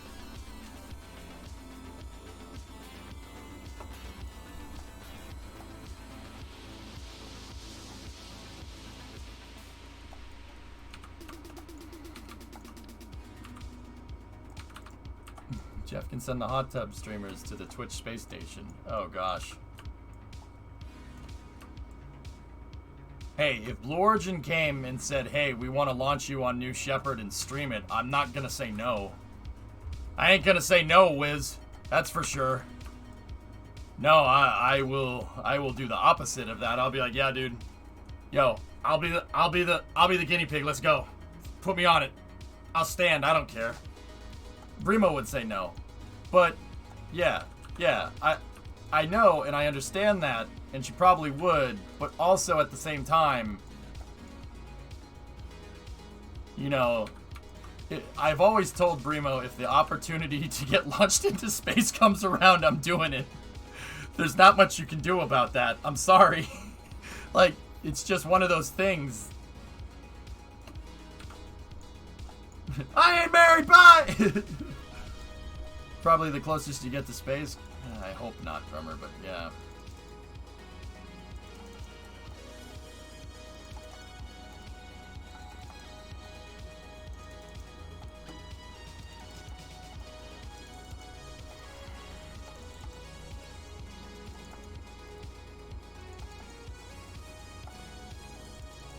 I'm gonna get all the auto struts figured out, and guys, I think we're on to something here with these panels.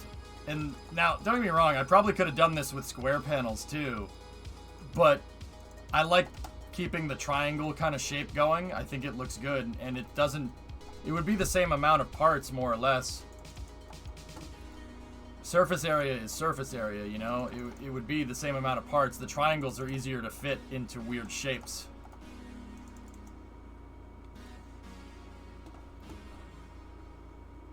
But I agree with EJ. Once Blue Origin gets it all together, I expect they'll all of a sudden just be this well-oiled machine pumping out launches. I mean, Pete, you'd kind of be foolish to not think that. Like, you know, I get it. You know, it's Amazon. It's like, oh my gosh, how could they spend their money like this? But also, bro, I've seen what they're making. Pete, you know, I know you know good and well about that damn facility that they have down there, dude.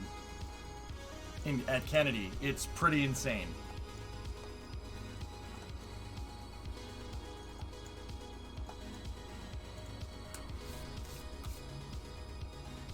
Yeah, right, Casual? Yeah. I was at the first Falcon 9 landing, dude. I was there. I saw it land. And the first Falcon Heavy landing. Nothing else like it, dude. It was amazing. Never seen anything like that ever. In fact, Falcon 9's landings still look weird to me to this day. I know, like, don't get me wrong, I'm not like, oh my god, they didn't do that, it's fake or anything. No, they definitely landed. It's just weird to see, man. Where do you put the crew? Cheap, if anything, I'm gonna build out a cargo bay in this area right here. I tried to make the fuel tanks similar to the actual X-33. Because that design warrants you a nice big old payload bay here. So I could take something like this, right? And we could just, like, I could place the triangles around this thing, and we could just place this sucker right here. Right? And here, let me close it. Let me make sure that the lines are, yeah, there we go. You know? We could do that.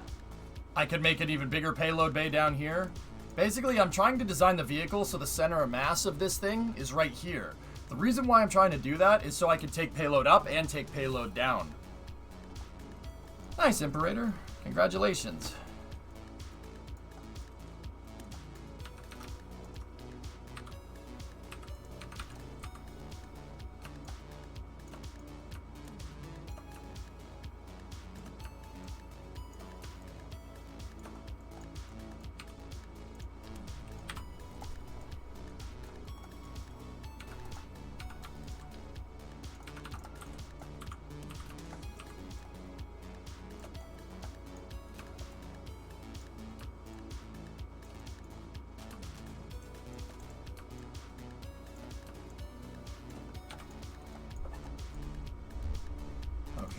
For here, I'm going to have to figure out something a little bit different. Oh, that looks real good. No, Hater, it's a single stage to orbit. This is what it's supposed to do. Here. Watch.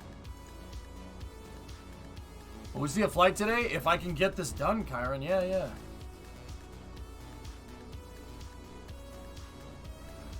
So this thing is designed to basically takes off vertically, Hater, and it'll launch up into space, right? And then it comes back down and it re-enters like the space shuttle. This thing is basically what happens if you took the space shuttle and the external tank and you combined them into one vehicle, and then you gave them more engines to take into account. You gave it more engines to make up for the fact that you don't have SRBs. Yeah, the X-33 was really crazy piece of kit. Hey, Winston, what's up? 2 years, Pog. What's up, man?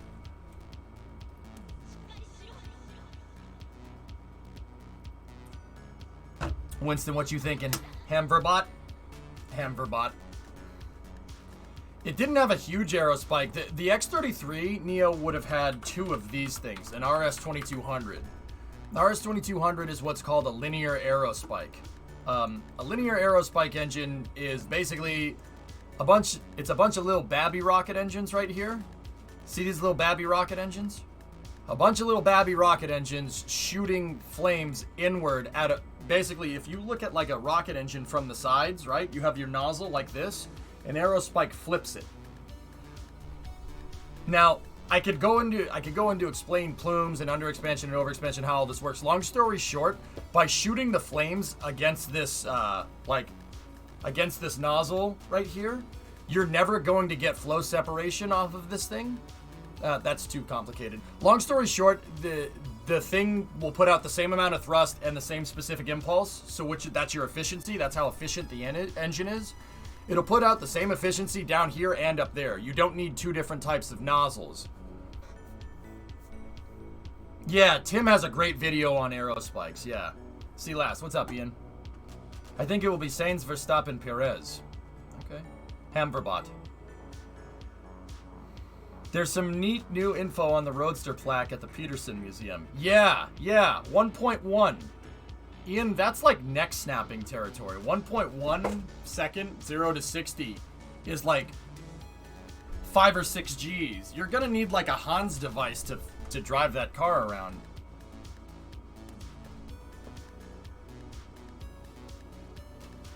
So, we all play KSP. We all use aerospikes for Duna landings. We all know how it works.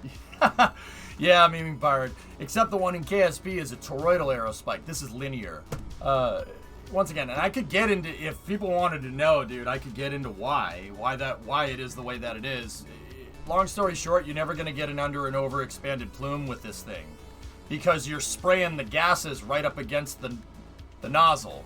With a regular convergent divergent nozzle, how the nozzle works and how much the explosion from the rocket engine literally fills up that nozzle really depends on ambient atmosphere.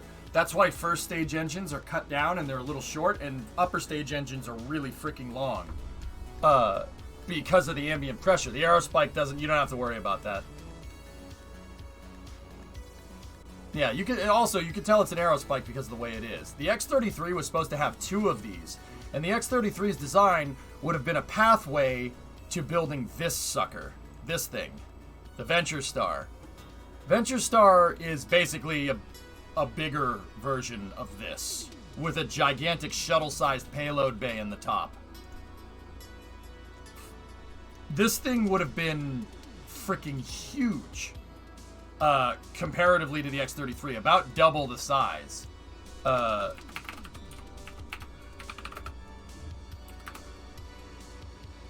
So, like, that's the X-33, that's the Venture Star, and that's a shuttle stack. This thing would have been about, actually, it would have been about as big as Starship, believe it or not. It's about as big as SN-15, maybe a little bit smaller. Yeah, I call it just the Big Dorito. Yeah, they're just big Doritos. I feel I was robbed of the future I wanted when they canceled Venture Star. I mean, Pete, maybe we should build one. I'm only halfway kidding. I don't know how we're gonna do it. Maybe we should bring that back.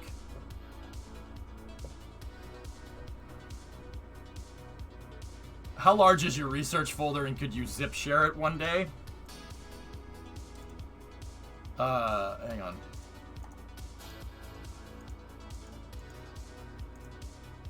I did the Windows thing where it minimized all the windows.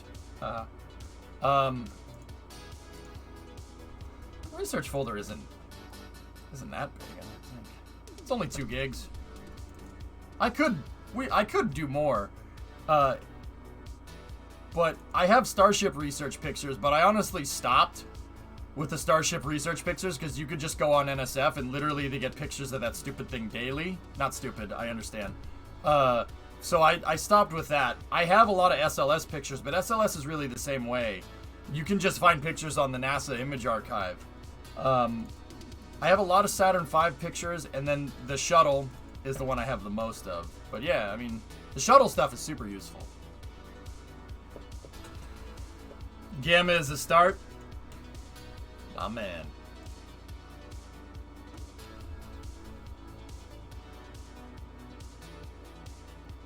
Elon said the Starship should be able to SSTO. You think they'll try? Nah, TJ, I don't think they'll ever do that. You'd have to take the wings and everything off.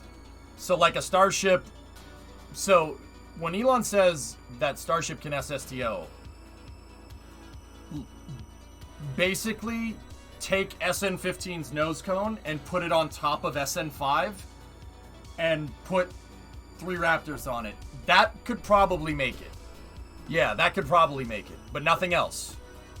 Yeah, I mean, TJ, the application for that would be like making a propellant depot in space. All you gotta do is just launch a fuel tank.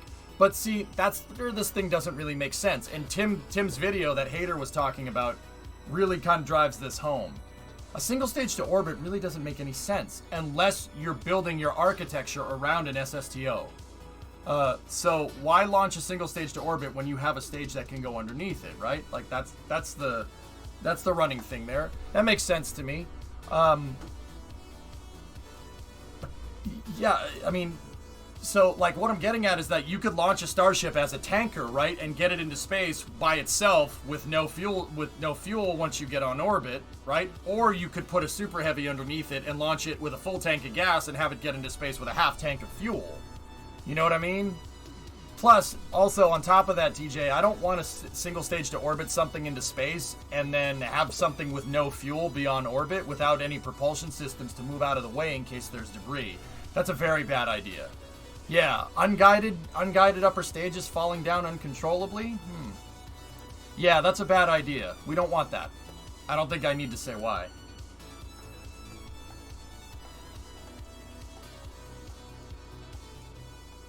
How will the Starship tanker land? Eltra, I don't know if the Starship tanker is designed to land, to be honest with you. Don't know. Do you think it's designed to land? Hard to say. Him saying it can SSTO is just a flex. Precisely.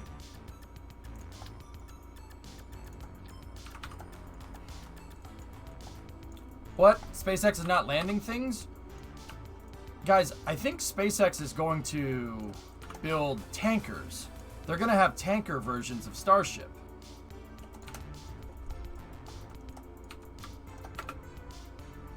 And these tanker versions, I don't think they're designed to come back down. I think SpaceX wants to build a propellant depot on orbit. NASA is paying them to do that under the Next Step 2 program. NASA's paying them to do just that. Develop an on-orbit propellant depot and work on transferring fuel in space. So there could be some tanker versions of Starship that never come back down. They just stay up there. And it's just basically a gas station in space. It's possible. I mean, personally, I think it would be better if you, I don't know, maybe start with just a Starship tanker variant, but who knows what SpaceX has in store, man? I don't think SpaceX even knows what SpaceX has in store, if you really want my honest opinion. Because SpaceX's design process is so iterative and reactive, they'll change the game plan if they need to. Case in point, Elon switched the tanks from stainless steel to carbon composite well into Starship's development. And then they basically started over with stainless steel, right?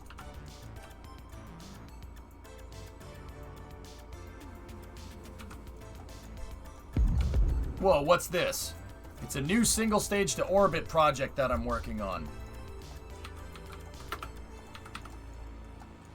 And I'm using, Jack, I know you were around when Collins was flying, when my shuttle was flying.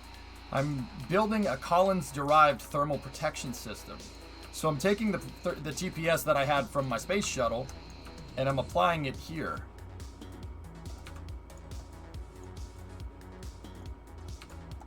So many parts. It's not as bad as you think. Guys, I'm only at 312 parts, and you gotta remember I have some extra parts hanging off the back here, and a lot of these parts I can consolidate down and use and put wings in their place instead.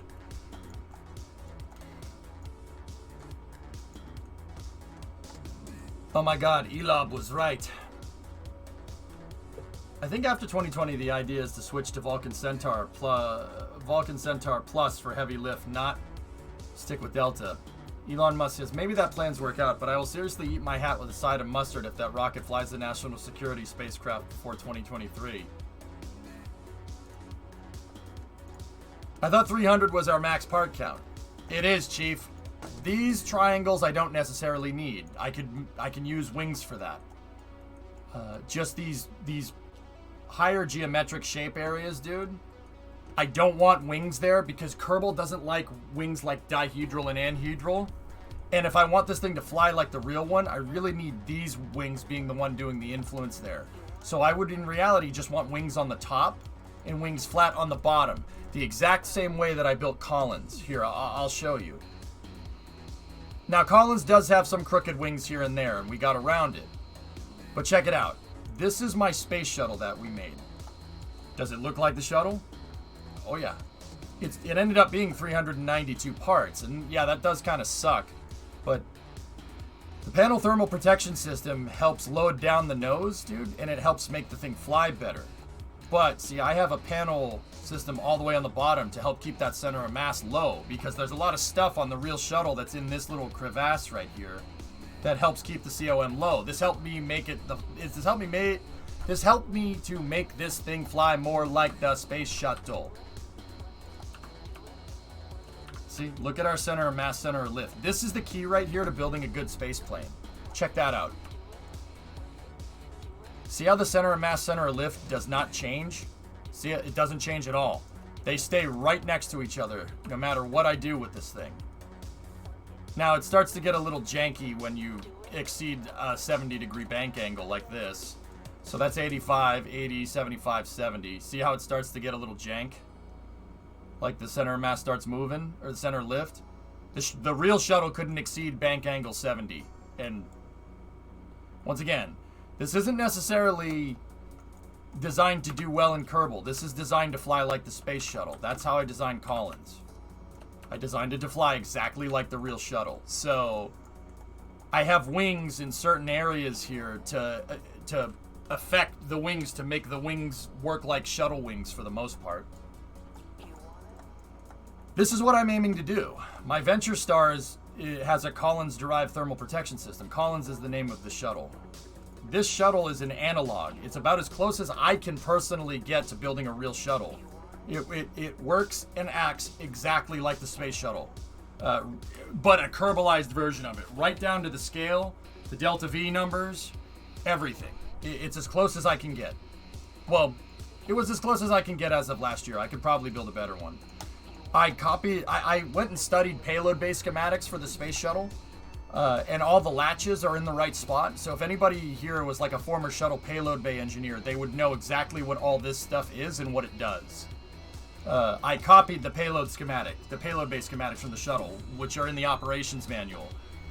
There's an active-passive latching system with the shuttle. The payload bay basically can be reconfigured. The shuttle doesn't need to fly with an airlock. It doesn't need to fly with a docking port. You can take this thing out. And in my version, you can take that out too. Shuttle doesn't need to fly with an arm. Simultaneously, the shuttle could fly with two arms if you really wanted it to. It could have two RMSs in there. You could have a Canadarm on either side. And mine does the exact same thing. My cameras and my lights, we don't have cameras, but my lights are in the same spot as the 4 payload bay cameras. The OMS pod has the fuel basically in the same spots that they would be in during on the real shuttle. And then I have nothing back here to take up. I have nothing back here because I didn't want. This area here is where all the plumbing is for the shuttle. And you can see I put panels in certain areas to get the back to make drag in spots where the real shuttle makes drag. I did way too much studying here. Everything is placed pretty much exact. And once again, panels are in strategic spots here to create the drag that the back of this makes to make it fly correctly. This thing handles exactly like the real space shuttle. About as close as I could get. No, I've never flown the actual space shuttle, for what it's worth. What kind of shuttle would you build to work best in only KSP, i.e. not realistic at all? I mean, O-Force Grissom. The Grissoms are the answer to that question, I think. I mean, in Kerbal, you can get away with building an SSTO, dude. It's not that big of a deal, right? It handles like a brick. It does not handle very well, Rumblebelly. Once you get below the speed of sound, the thing is really, really, really, really sluggish. It really doesn't like to fly once you get below that. Last, what's up, Novus? Another Slossian epic. Oh, yes. Yes, yes, yes. I'm probably going to review this for Space News. Phil is doing God's work.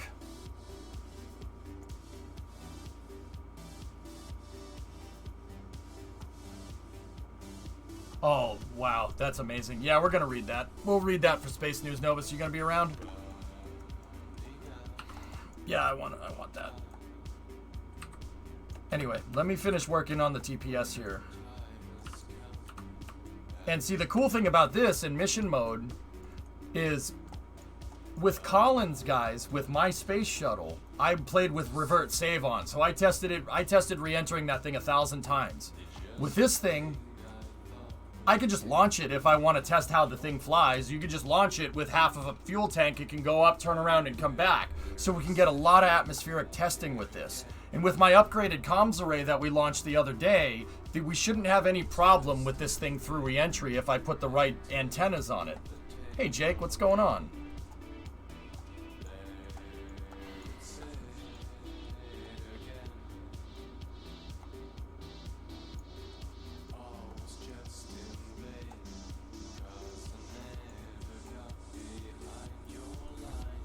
I'll be out around 6 Eastern. Alright, I'll try to time that, I guess. I have to build a pad, Josh. After I get the shell figured out, that's the next thing. Figuring out the interface mechanism. I'm pretty sure it's just going to be a fairing right here with a docking port. And then on the outside mounts for the engines, I'll have like a plate right here. A big plate out back that's a panel, right? Because this, I mean, Venture Star is going to make insane drag off the back. It's supposed to do that. There's a reason why all these orbital reentry vehicles are basically flat back. The shuttle, the X-37, Dream Chaser, they're all flat back because they need to make drag. They're reentry vehicles. Reentry vehicles, by definition, are designed to slow down. The more, well, not by design, that's kind of what they wanted. If you have the back of this thing flat, it's going to basically create drag all the way through re-entry, right? That's why, like, the shuttle, they look like they're big and kind of overweight. That's on purpose, and that's by design, right?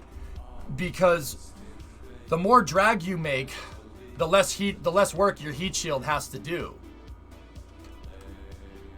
Because if the natural shell of this thing slows you down, the natural shape of it slows you down, right?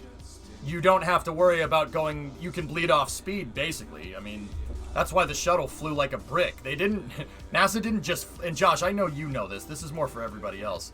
NASA didn't make the space shuttle, fly it, and then say, oh, geez, we flew it and it flies like crap. No, that was entirely intended. The shuttle is not designed to fly. It's not really designed to fly down here near the ground. It can only do that for like a second before it'll crash, right? The shuttle is a hypersonic reentry vehicle. It's really designed to fly up there. It's designed to fly at 100,000 feet going Mach 10 with it surfing a frigging wave of plasma. That's why these designs look so weird, because they're not really designed for flying down here. It's like an amphibious vehicle, dude. Like, if you have, like, a tank, right? Like, I'll take one right off the top of my head. A Russian IFV. The BTR. The BTR can work. It can float. It'll float. It's really not designed to float. It's more designed for land. That's why it has tires, you know? But it can. It can do that if it needs to. But it's really more designed for land. It's an infantry fighting vehicle, right? Quality of life, RJ. Docking ports don't rotate like that.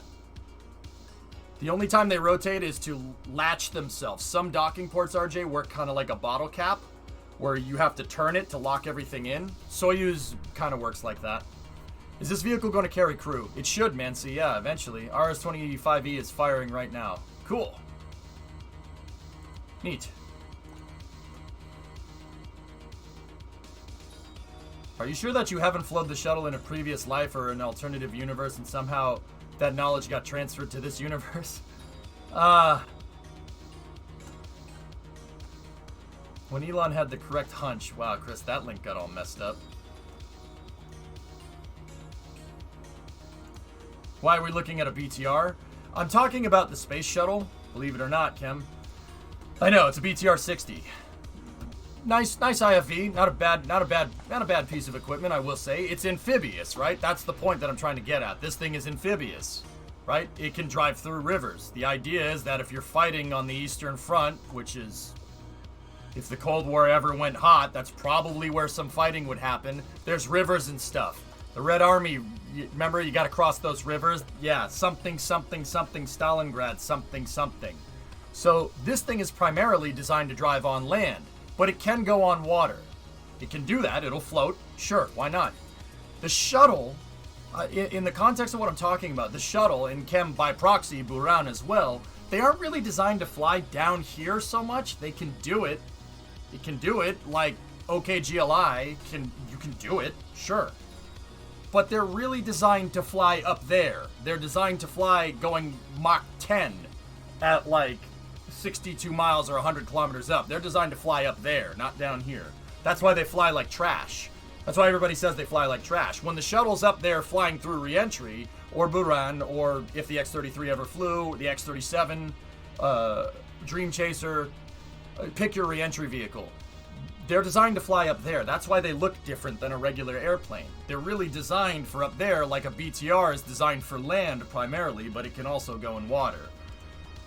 An American equivalent would be like an M113. M113s are amphibious. These things can float. They can float in the water if they need to.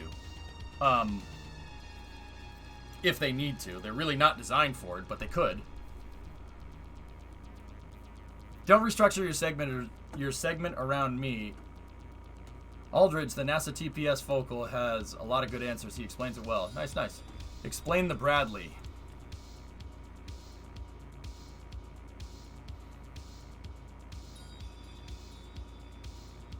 F-35. You're welcome.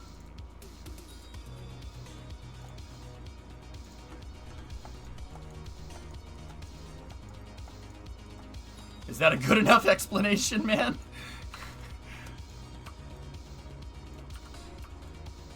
Look, Dutch guy, if it's one thing that I've noticed, and you know what? The US isn't the only one that's like, aren't the only ones that are like this. The Soviets do it. Everyone did it. If somebody comes along and says they have an end-all be-all solution, this thing will do everything, tell them to promptly piss off. Every time someone promises that in defense spending, it never works. And the space shuttle, my favorite launch vehicle, is a very, very good case for that point. Explain the turbo encabulator. With the exception of that, the turbo encabulator is God's gift to the universe. Or no, humans' gift to the universe. Or God's gift to humans. I don't know. Pick one.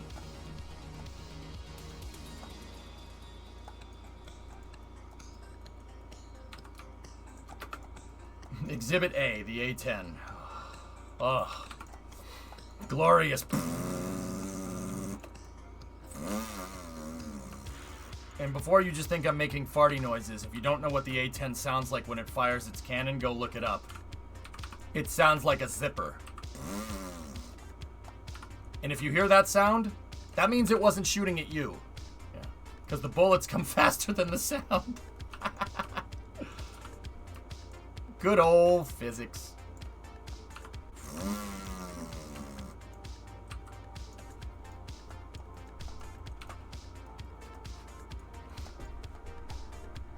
I know that sound from COD. Oh jeez.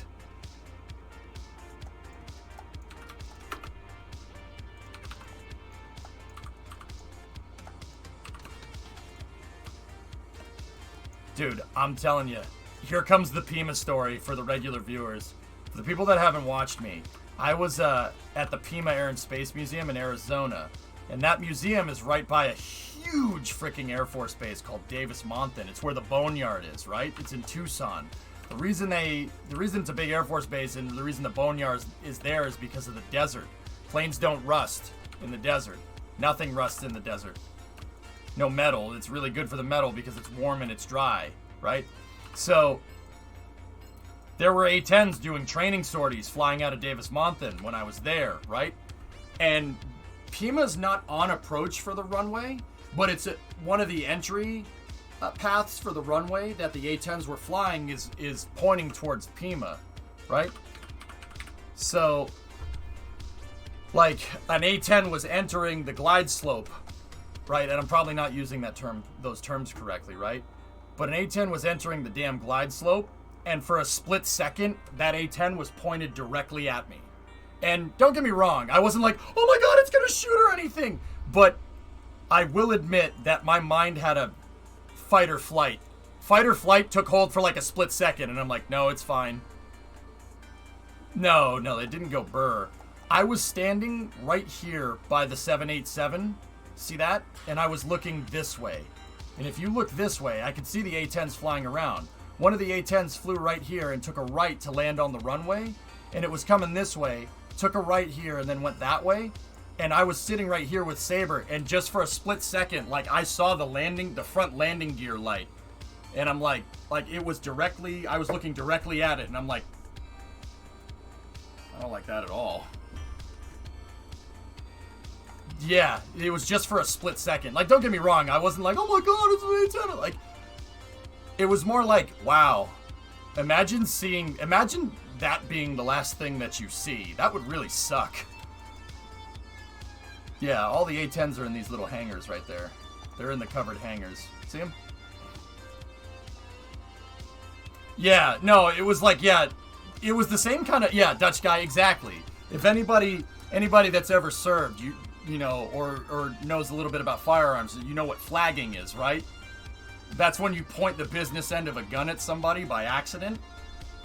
Yeah, even if the gun's unloaded, if you practice good firearm safety, you will point the barrel at the ground, except when you're going to shoot, always. Like, pro tip, don't carry it around like this, or, you know, like walk with it like this and have the barrel pointing at your buddy or something. That's a real good way to do something dumb, right?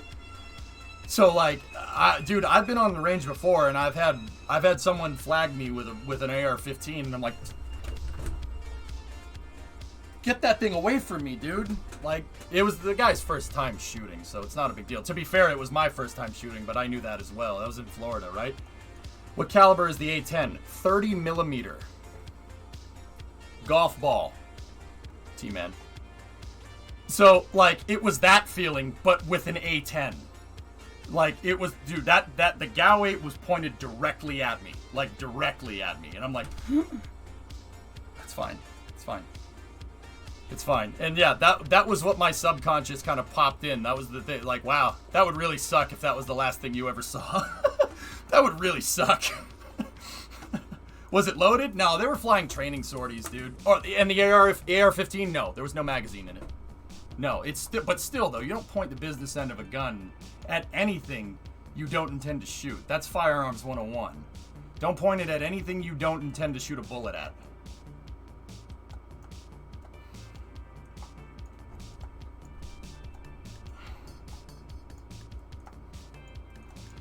Josh, I don't really want any guns pointed at me, man. I'll be honest with you. Like, I'll be completely honest with you, Chief. Who's more VA, Elon or Tori? I go with Tori Bruno. It's two sides of the same coin, man. Tori Bruno is cool. He's a cool dude. Tori Bruno is one of the classiest melon farmers I've ever seen. Like, just a classy dude. He's old school, man. I like that. Well, I like that. I really like that a lot. He's very old school, you know, like, and he's a Lockheed guy. I'm a Lockheed fanboy, to be honest with you. But then again, I'm any aerospace company fanboy, to be 100% fair there. But I don't know. Elon's cool too. I love Elon Musk. I think he's great. I think he's a great dude. And I appreciate him, you know.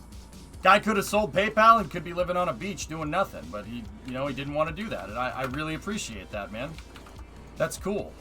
I'm happy that, you know, someone has that can-do freaking attitude, dude. Not because it is easy, but because it's tough. I really, really appreciate that. I really like that a lot. Guy takes on the hard challenges because he has, you know, he can do it. He has the money to. I really, really appreciate that a lot. You know? But, yeah, I like both of them, dude. I don't think we have to choose. It's like good coaches of good teams or good crew chiefs in Formula One, dude. Like, if I had to choose between, like, Christian Horner, Toto Wolff, or Mattia Binotto, I don't know. I like all three of them, dude. I think they're all good dudes. Like, they're all great crew chiefs in their own regard. I mean, I think Binotto has the hardest job if you really want my honest opinion, but I mean, he inherited a freaking crap storm, dude. I can't believe he took the job in the first place, but that's just me. You know, I appreciate all of them. I love Torrey Bruno's style. Really, I like his style. That's probably how I would approach things if I was in the aerospace industry. I'd be very reserved, dude. I wouldn't talk very much. I don't need to say anything, man. I'd rather let my work do the talking, you know? And don't get me wrong. Elon talks, but SpaceX's achievements also do the talking. He does both of those things, which is fine. Don't have a problem with that either. Imagine not choosing Gunther Steiner. Man, yeah, actually, you're right, Boxer. We thought Binotto had it difficult. Oh, man. We could have looked like rockstars, Gene. Instead, we look like a bunch of freaking vankers. Sometimes you have to go for the money. Style, I mean his cowboy hat. Like, Boris, Torrey Bruno is really old school American, dude. Like, you notice how Torrey Bruno never you don't hear him talking crap. It's not about the other guy. It's about what I'm doing. I'm minding my own damn business. I'm working on my rockets. That's very old school American, dude. That's old school. You know, he has the cowboy hard hat, right? But the guy, doesn't like go around, you know, like, look, I got a cowboy hard hat and stuff, you know, like, that's why I like ULA, to be honest. I really appreciate the, you know, shut up and do, you know, that old school, like, let's just go get the work done. Let's not brag. Let's not, you know, be like, man, this, man, that. Just go and get it done, dude. I really appreciate that a lot. Torrey Bruno is one of the classiest dudes I've ever seen in the aerospace industry. The guy's, it's a privilege. It's a privilege to watch that dude work. I'm dead serious. I mean, we have a lot of new space fans in here, and that's fine. I'm super happy that space is a growing demographic. I really, really like that. But there was a time where people did not like ULA, and where ULA was very set in their old school ways, and why do we have to adapt to the changing market? Blah. Torrey Bruno turned that completely around. He completely turned the company's image around, and it's really refreshing to see. Yeah. Boris, you know what I mean, you guys might not know what I'm talking about if you're like from overseas, but it's that real, it's just an old school mentality. Like, so like, look, I don't sit here and say I stream 12 hours every day. Look at how much good work I'm doing. I just do it, right? I mean, don't get me wrong, it comes up sometimes when people ask, like, oh, how long is your streaming hours, right? But I don't make it a thing to tell you guys, like, as if I'm going on some guilt trip and guilt-tripping you into watching me. Like, look at how much work I do. You should pay me. Like, I don't do that. I just do it. You know what I mean? That's what I'm talking about. That I subscribe to that. I really, really like that mentality of doing things. I don't need to tell people, you know, I don't want to have to tell people, like, what I'm doing here. You know, I let my work speak for itself.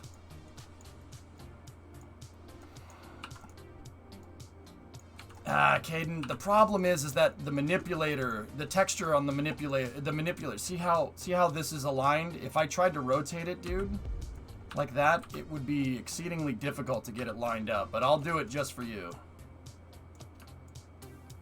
Just because that tile doesn't have any connections to it, so We shouldn't pay you? Oh well. I know it's 325 would bite. What I'm trying to do, guys, is just build what I want. I'm trying to build what I want this thing to look like, and then I'll go back and, you know, chip some pieces off. Tranquility Base. Frosty. The Eagle has landed. Thanks, man. I should pay you, only if you think I've earned it. Discovery, go at throttle up. To Bamery, 1 year, man. Thank you. Guys, I'm a firm believer, if, you know, you do hard work, you should get paid for it. So, I mean, and I'm not the judge for my pay scale. You guys are my bosses in that regard. You'll pay me if you think I've earned it. That's why I go by that rule. Expect nothing from streaming. You got to earn your keep. I like this. I like streaming this way. It keeps me hungry to improve. You know? Keeps you hangry. Hey man, you got something to eat up in there? We hangy. Like I said, we hangy.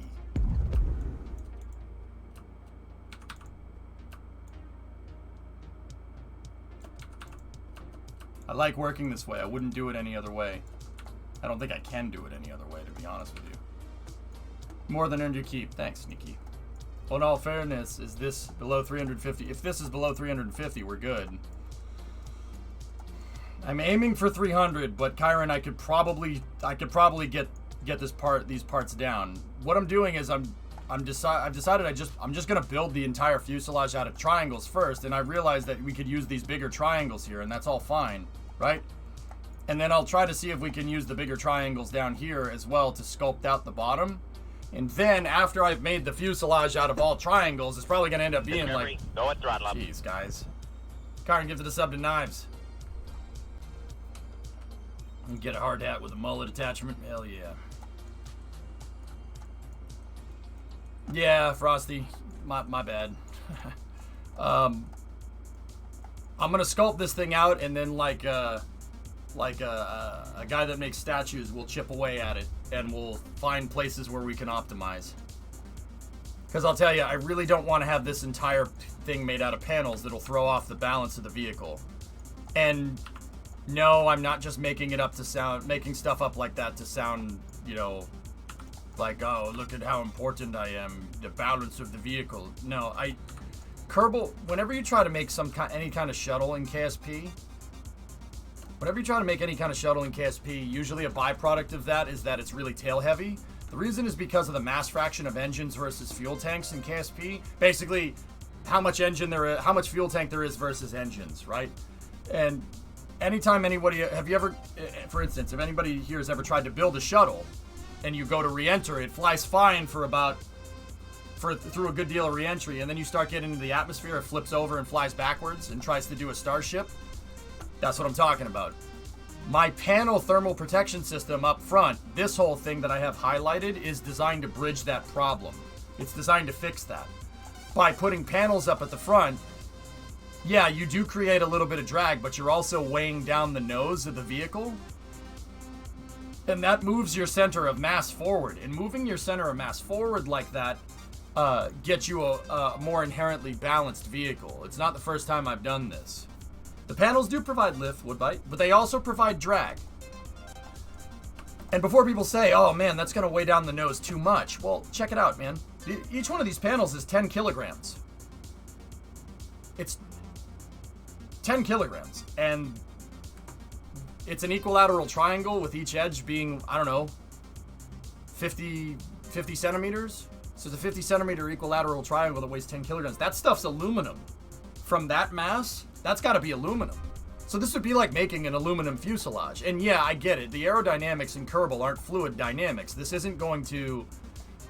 just because I cover these fuel tanks right here doesn't mean that Kerbal's going to understand that it's inside of a fuselage. But that's why I come up with ways to get around that. My fuel tanks are inside of a fairing. See what I'm talking about? There's ways that you can trick Kerbal's wonky aerodynamics into acting like real aerodynamics, and that's exactly what I'm doing here. Like, I have a lot of tricks and a lot of different ways to build around this stuff. And yeah, that's kind of like why I'm doing what I'm doing here.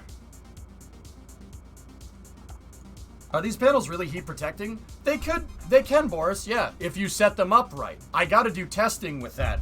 I'm going to do testing with that a little bit later, to see if I can basically use the panels as a heat sink. Cause, okay, guys, when we're talking about heat flux, okay, heat is energy, okay, right? If you think about like electricity in a battery, heat kind of works like that, but it doesn't because it's heat. That's why one's called electricity, the other one's called heat. Different types of metal have, just like there's different types of metal that are better at conducting electricity, and there's certain types of metal that are better at flowing electricity, and then there's certain kinds of metal and other elements that are good at storing electricity, right? Heat is the same way. Heat with metal is the same way. You have thermal mass, right? And like say an aluminum panel, aluminum is very good at conducting heat. It'll absorb that heat really, really well, right? And aluminum will spread that heat around. Like it's easy for aluminum to absorb a lot of heat, but aluminum has a very low melting point. So it'll conduct the heat really well and it'll spread the heat around, but unless you have a gigantic surface area of metal, right, to absorb all of the heat that you put into it, right, it'll melt. Stuff starts to melt. Metals will start melting when they can't absorb any more heat. That's when they'll start turning into liquid, right? So think of it like a glass, right? Once you fill that water all the way up in a glass, right, it'll start overflowing. That's when the metal starts melting. It can only absorb so much heat energy. Different metals are good or bad at conducting heat and spreading heat around.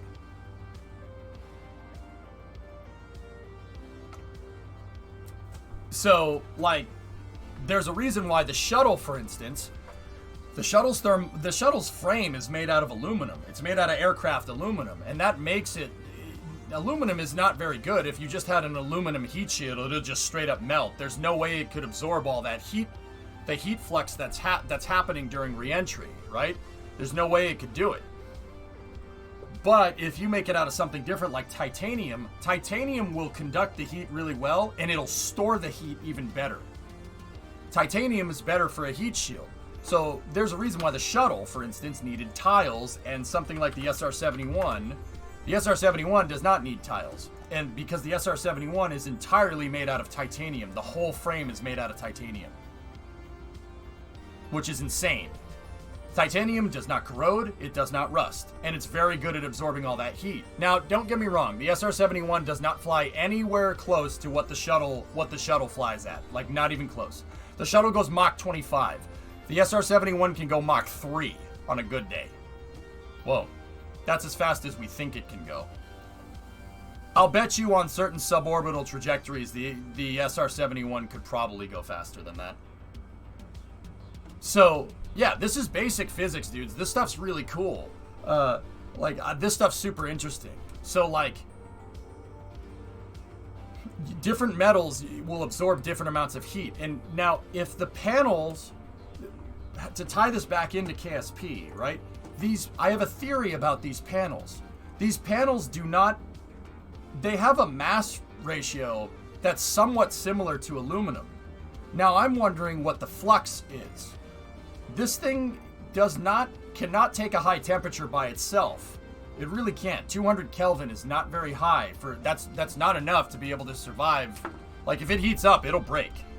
But in the same way that if I string enough panels together in the right way, these things will essentially act like cooling vanes on a radiator, making my thermal protection system more robust.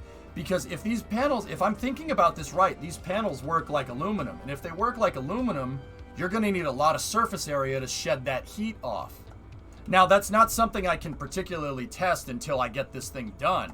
But it's something that I think could work. It could do that. It might.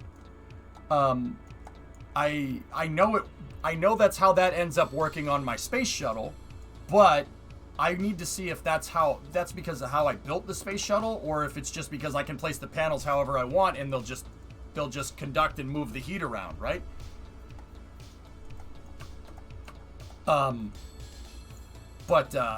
Yeah, that's why I've opted for a tile thermal protection system.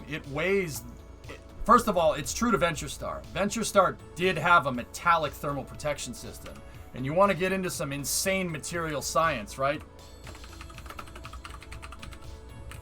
The NASA Technical Reports server is amazing for looking up this stuff. This is where I learn a lot of things about different NASA experiments. So if we type in the X-33 tiles, I'm telling you, you guys, this will blow your mind. Aerothermal metallic thermal protection system. Check this out. The X-33 was going to use a metallic thermal protection system. Metal tiles instead of silicate-based, right? Now, these metal tiles would have been something more that you would have found more in like a blast furnace instead of like a thermal protection system. But then again, a blast furnace is is designed to be able to hold crazy amounts of heat inside. And you could use that same technology to hold crazy amounts of heat inside to keep heat out of a certain area, like on a re-entry vehicle. These tiles, right, if you look at them, they have a base plate right here, right? And then they have like a brick attached to the back. You see that? You see that little brick? So these things were nickel titanium tiles. That's what that base plate is, with an Inconel box attached to the back. And that Inconel box had aluminum cilia fibers inside of it. Basically, like if you took aluminum and tried to make it into yarn. Yeah. It's aluminum cilia fibers, which is that's like light years ahead of any thermal protection system flying today by a long shot. It's ridiculous. These things could take insane amounts of heat, more than like SpaceX's tiles. Seriously, these things, and the fact that they're metal and it's titanium means that it's not going to corrode, right? The aluminum is inside of that box right there, so the aluminum isn't going to corrode, and Inconel doesn't corrode, I don't think, if I'm remembering off the top of my head. So these panels could have been like next level stuff, dude. I have to tell you what you could do with an aluminum tube? Sounds jolly expensive. Nickel, titanium, Inconel, but once again, Goose, these tiles ain't gonna fall off either because like SpaceX, they're bolted. They're bolted tiles. See that? They're bolted on. They're not stuck on with glue.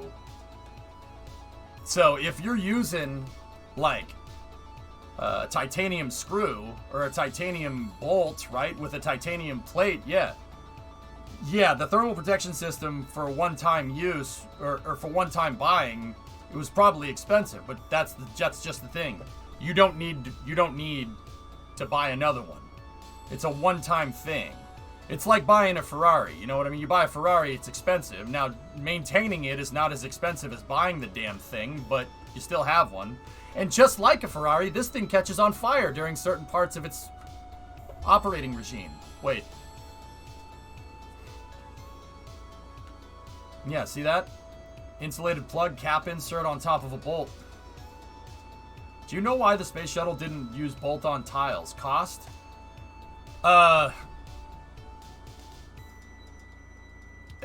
It didn't use bolt-on tiles. No, it wasn't cost, rocket science. No. I mean, well, they probably could have done a little bit more research into the thermal adhesive for the tiles, because that was something that plagued the shuttle program for a long time. Densification of the tiles. They didn't test them good enough. Literally, they shipped Columbia to Kennedy Space Center in 1979 with the expectation that it was going to launch in 1979. They parked it in the OPF, right? And all the engineers went home, and they came back the next day, and the tiles were on the ground. Yeah, they didn't do enough research into the adhesion system for the thermal protection system. It was a problem that the shuttle program had to the very end. Tiles would fall off. And now, don't get me wrong, the tiles wouldn't fall off through re-entry. Through re-entry, they would work just fine. The problem with the tiles, and I have this on first hand from a shuttle engineer that I talked to, a thermal protection engineer that I talked to at the Endeavor exhibit at the California Science Center. All right, one of the docents was telling me that the tiles on the shuttle, they would go through re-entry just fine. Like, just fine. There's no problem there. Where they would start to fall off is when the shuttle got back down into the atmosphere. Does anybody know why? Because for whatever stupid reason, the glue that they use to adhere the tiles on is water soluble.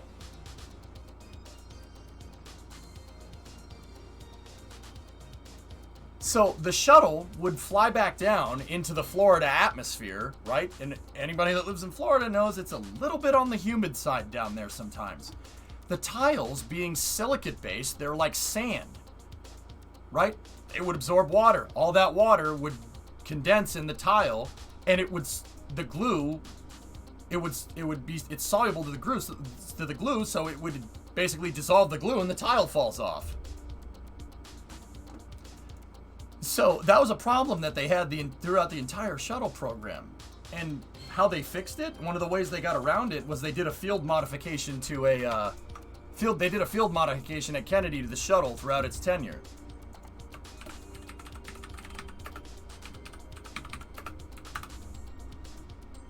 You know what they did? And I have this on first hand from a docent that was a shuttle engineer that works at the California Science Center. I forget his name, but they went down to the hardware store and then they took the tiles off the shuttle and then they painted the area where the glue needed to go with that.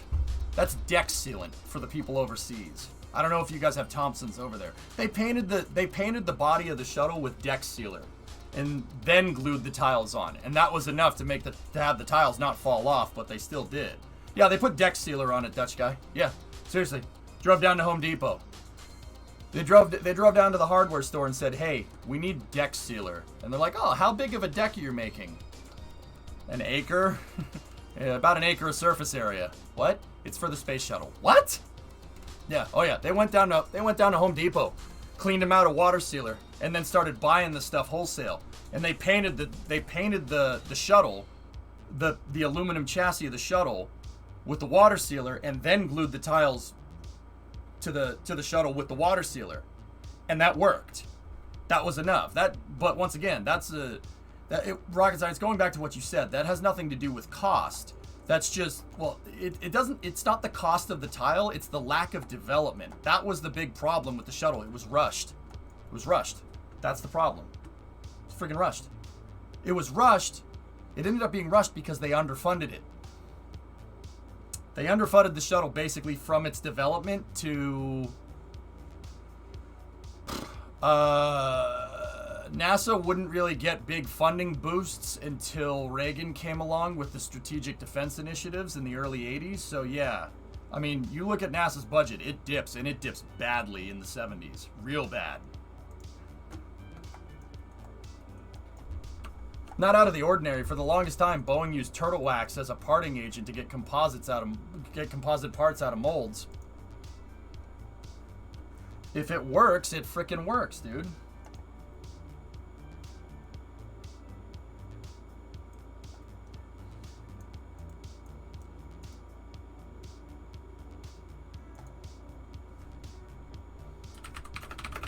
Give me 1 second.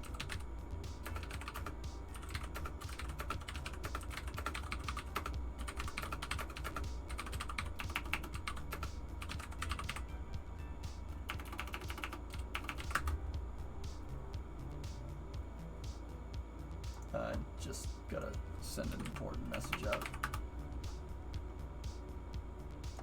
Okay. Launch tower section will probably move tomorrow. Got it. Ground anchors rocket. I know, dude. I think I just found my new favorite video of a shuttle landing. Yeah, and Dish, going back to it, whatever freaking works, dude. If it's stupid and it works, then guess what, man? It ain't stupid. You know that. Oh, yeah. STS-135, dude. Yeah, that landing. Space shuttle was freaking amazing, dude. It's an amazing machine, dude. It's so damn smart. First principle of engineering, yeah, you're damn right. Kind of unrelated, but how much would all the planes in the graveyard, all the planes in the boneyard cost, considering building costs of all of them? Boris, there's a couple. I'd probably say in the boneyard. In the boneyard at Davis Monthan in Tucson? Oh, $1 billion. Easily. $1 billion worth of hardware out there. Oh, yeah. Oh, yeah. There's probably $1 billion worth of rare earth metals out there, dude. You can't get near that boneyard. They won't let you near it. They don't let anybody go near it. There's like berms and stuff too. Like, you can't see the runway and you can't see the boneyard. The Air Force has these huge dirt mounds surrounding the boneyard. You can't see it from Pima.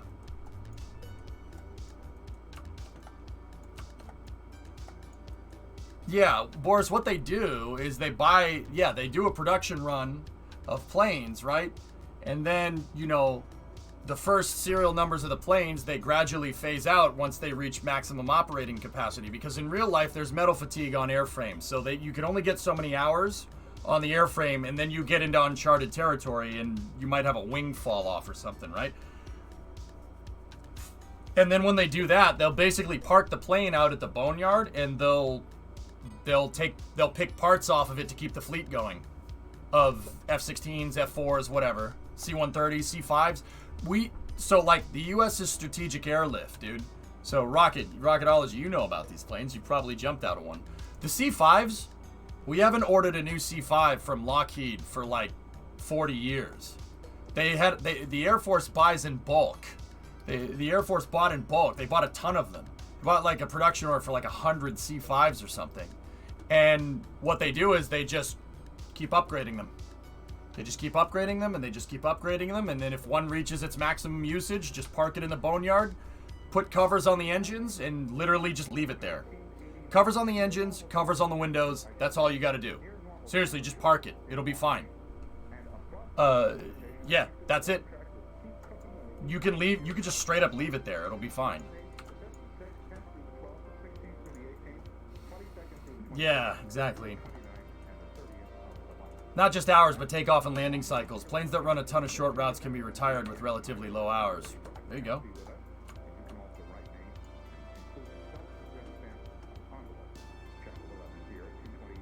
With flat radiators, the radiators can't Chiron, the flux of the radiators, so their radiation rate is not good enough to absorb the heat. The transfer is 50, or what is it? Transfer rate 10%, max cooling 1043. It can't absorb re-entry heat fast enough, or it can't radiate the re-entry heat fast enough from what I've tested. You never jump from a C5. It's not rated for jumps, but I've jumped from C-141s. Those sucked. C-130s, C-17s, Hueys, Blackhawks, and Chinooks. Oh. C5s aren't rated for jumps? Till.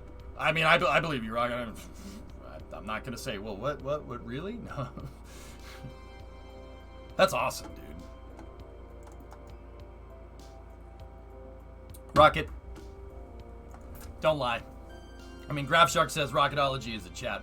Dude, how, on a scale from 1 to having 2 peckers, how awesome is it to just jump out of an airplane James Bond style? I mean, I know that's not what jumps are. Jumps, you get, too much wake turbulence. Oh, that must have sucked. On a scale of 1 to Chad J. Thunderpecker. No. Halo jumps are dangerous, Dutch guy. Very dangerous. I have a lot of respect for the guys that do that, but that's special forces stuff, dude.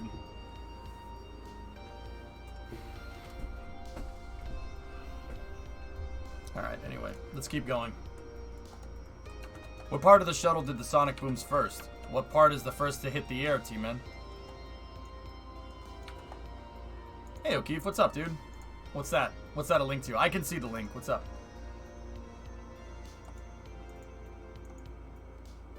Oh, nice. Well, that isn't people flying out of it. That's trucks. Standard jumping's not that fun, to be honest. You go from the plane to the ground in 30 to 40 seconds. Skydiving is balls out fun, though. Alright, cool. Maybe we should stream that sometime. You want to go skydiving with me? I'd do it. I'll go with you. I don't care if I have to, like, sling on your freaking belly or something, dude. I don't care. Let's go.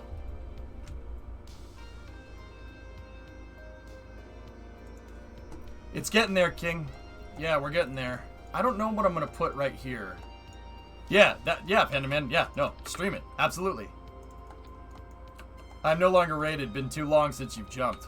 Damn. No. Sure you don't want to stream that? That'd be pretty fun. Remo, no motorcycles. EJ, what about skydiving?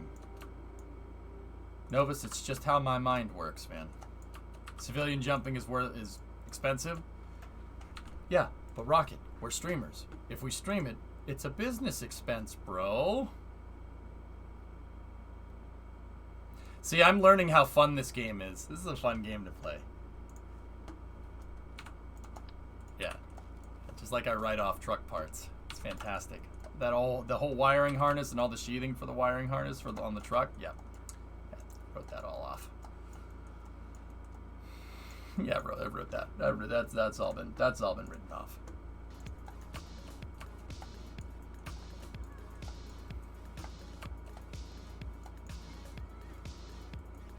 All right.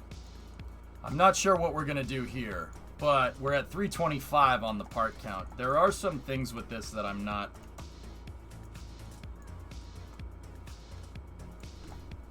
I gotta do some slight modification right here. I don't like, well, we can just leave it. It's not that big of a deal. I don't like this line here. I think that line needs to be more inward, but it's all right.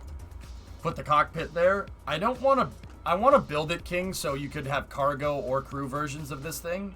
So I'm going to build it without it first, right? And then later. For a jump, we'd have to do a tandem, or you'd have to fork over for, yeah, that's what I mean, yeah. Yeah, I gotcha.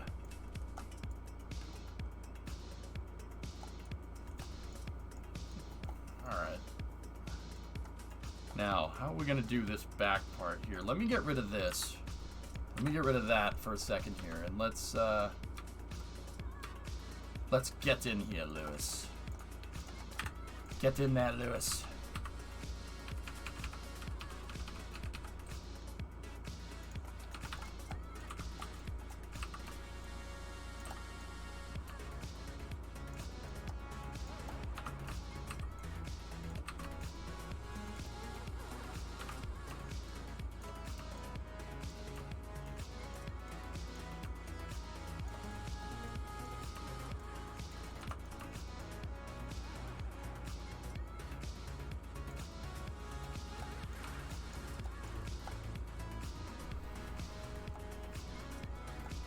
Oh, okay, caveman.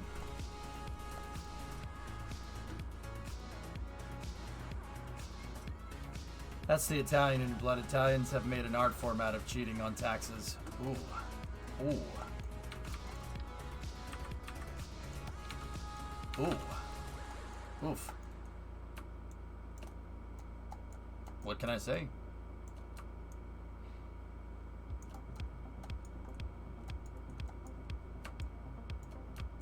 Stick to what you're good at, I guess, right?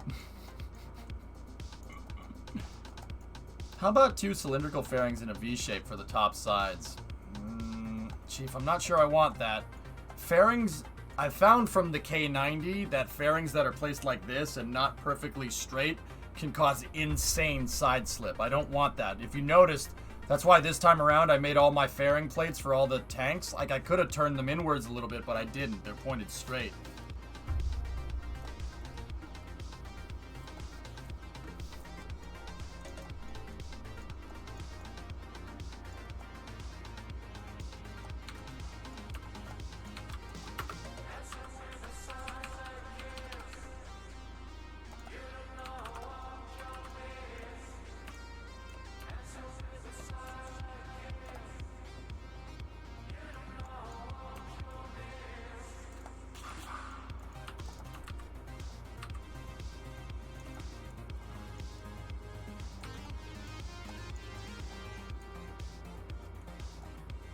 What's the best estimate to when you'll fly this bad boy? Singular. I don't have an answer to that question.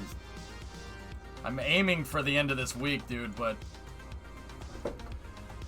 yeah, I don't have the answer. I don't have an answer to that, bro. I'm sorry. I don't mean to be vague like that. I know that's annoying, but yeah, it's just I have to build the pad for it, and I have to build the integration equipment. It's gonna take some time, dude.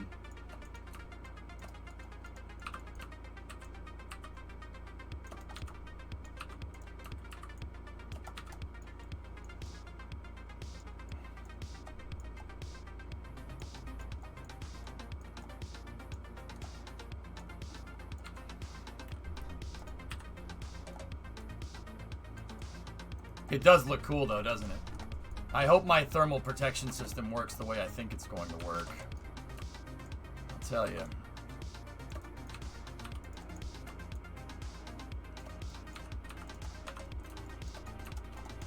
I hope.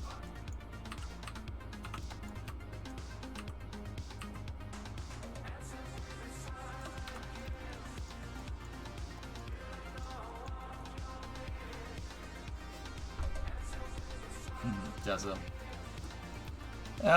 Cam, I'm going to cut parts out. I'm doing what I did yesterday. I'm making what I want.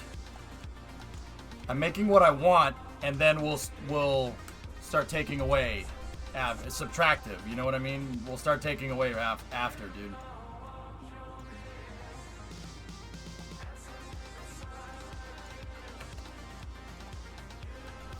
Why not change the nose cone fairing back to black and white to keep the color scheme? Because it doesn't look as good. I don't like the orange, but there ain't much I can do about it. If you guys want to keep the thing white, I suppose we could, but I don't think it looks right. Even the black and white doesn't look very... If it was this color for the entire nose cone, then I'd think about it, but then I'll think about it. But no, I like the gray. I think the gray looks good because it blends. Will it blend? Yes, it will.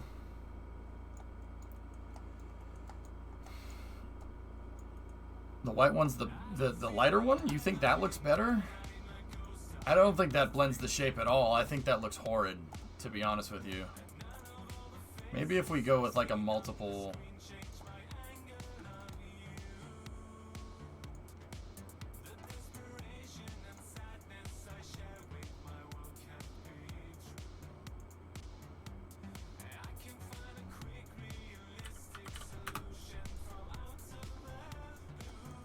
Wiz, I'm probably gonna move to make this Kerbal rated. The bigger one, I'm going to make the Venture Star. This is just the X-33, but this one is going to be orbital. So I'm going to have two, and one's gonna be for launching crew at first to give us the launch capability back, right? And then I'm gonna make the bigger one, and the bigger one will be able to launch crew or cargo. It's gonna work like basically an SSTO space shuttle. Or at least that's what I'm aiming for, dude.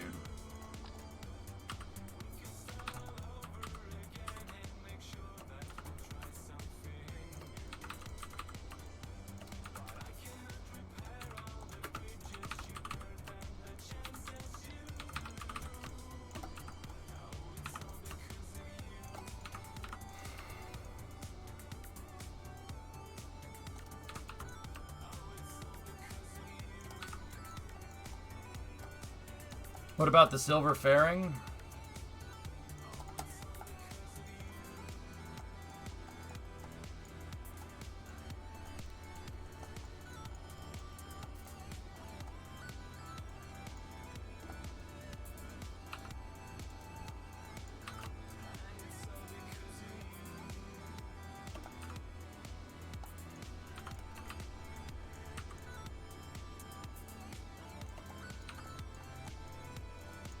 Thanks, Savorian.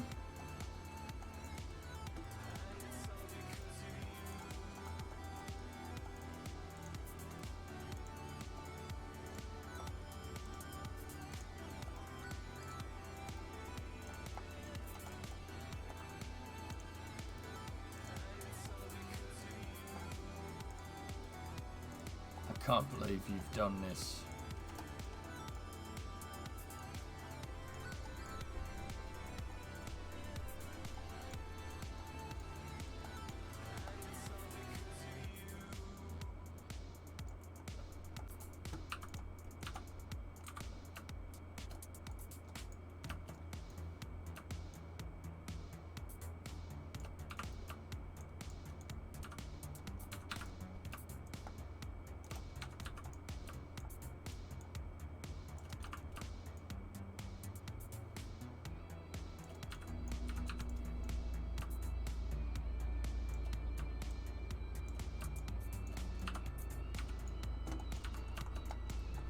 Yeah, I'm not a fan, to be honest with you.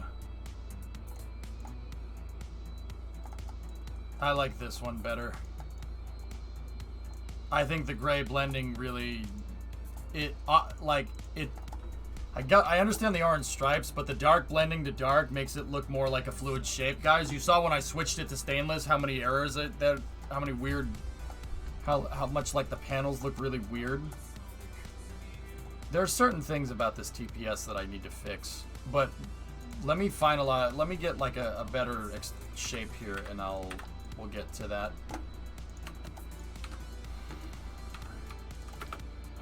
Let's try these.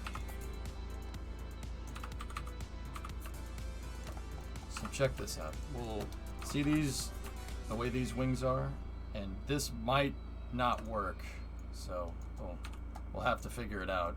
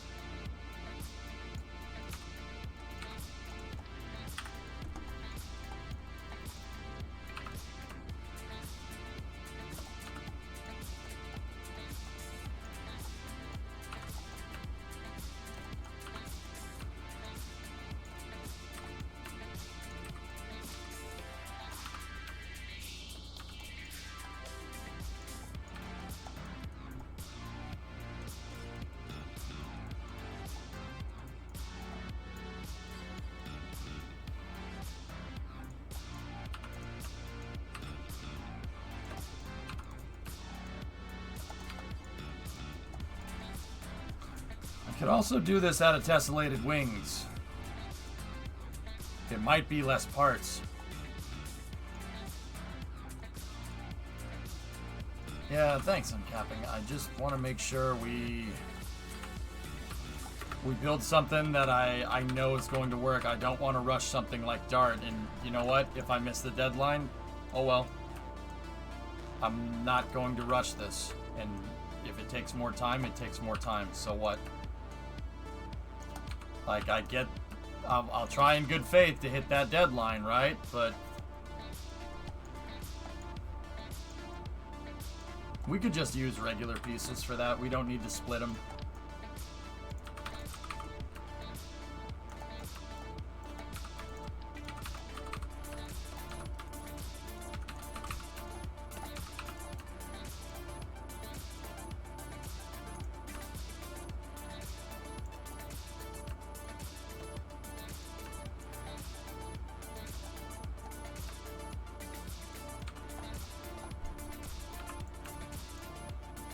I hope chat won't cancel it.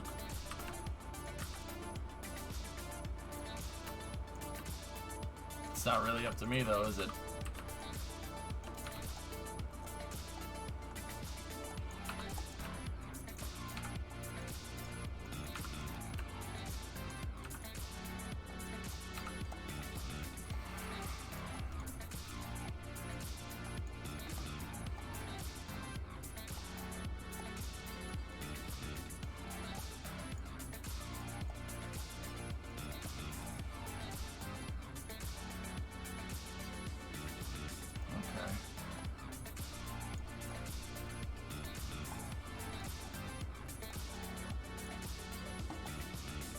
Well, at least Arsenal, I'd know that if chat does that, I know that my conclusions about how human behavior in the space program, at least I know my conclusions will be right.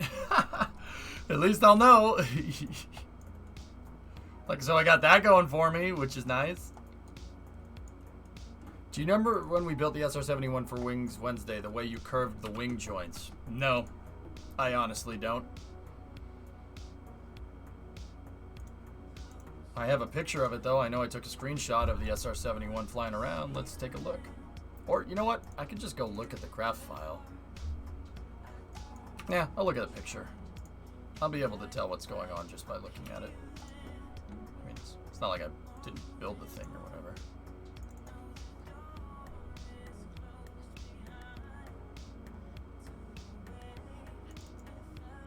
That's not an SR-71, but that was a fun build.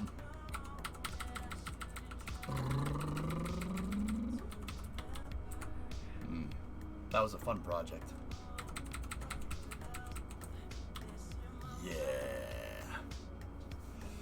That was a fun plane.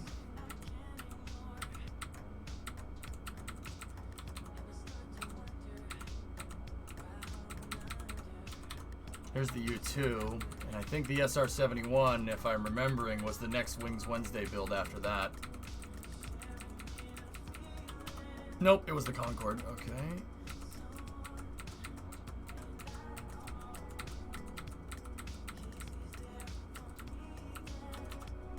Oh, hey. Approach and landing tests.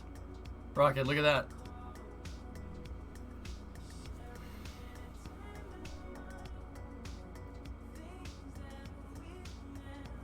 No, that's one of the only times I farmed out one of my other planes to do some approach and landing tests with Rocketology's shuttle. Yeah, I didn't stream that, but yeah, I helped Rocketology get with no, what were we doing?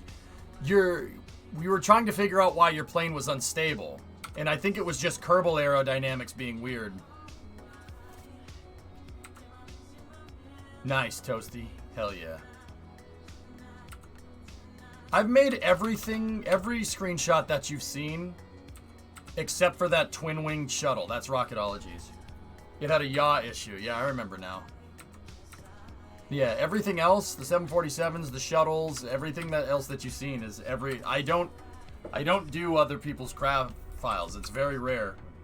I don't use other people's craft files. I don't do that. Everything else is me.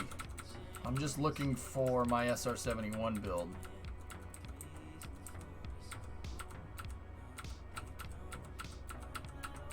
Yeah, the last mission mode was insane. Nice. We did some nutty stuff in that mission mode, say.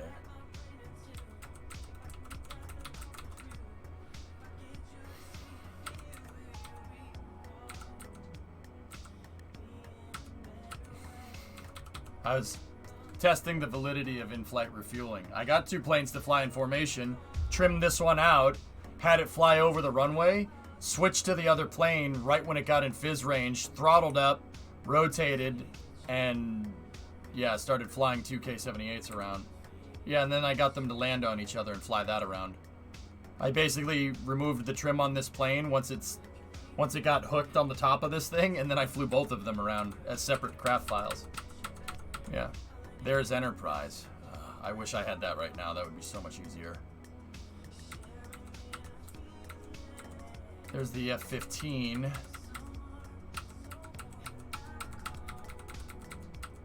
Pelican. If there's any Halo fans around. No, it never worked correctly. Does not fly very well. Where the heck is the SR-71 build? Chief, I know it's in here. There's the XB-70.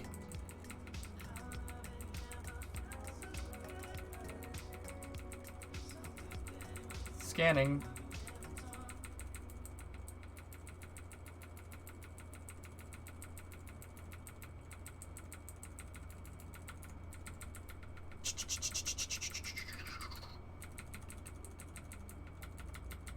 Can't find it.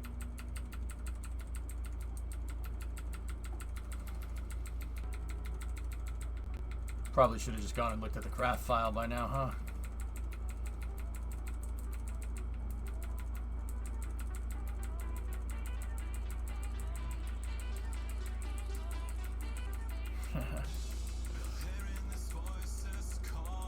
Bingo.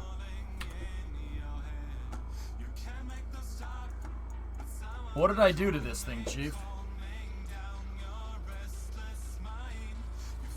I know about the Tornado. Yeah, hater, of course. Basically a European version of an A-10. Well, not a version of an A-10. It does the same role. That's what we should say. Yeah, Saurian, right? Wow, why did I give it shuttle control services? What was I doing? You ever make a Tornado? No. You wanted to curve the body to blend with the wings. Oh, yeah, I see what you're talking about.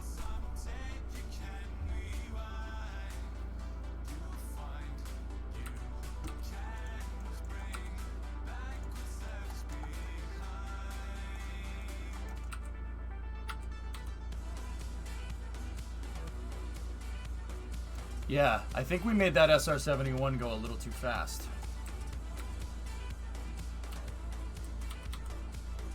Yeah, alright. I'm not sure how that's exactly applicable here, but I got it.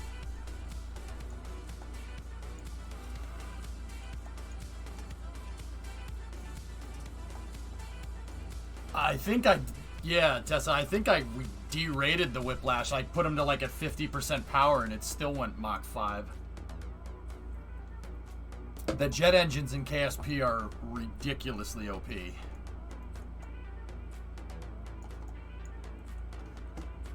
Better shot of Prometheus with the shuttle stack.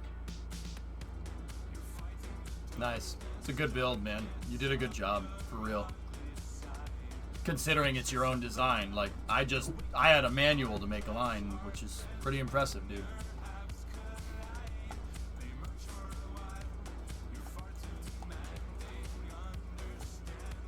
Okay.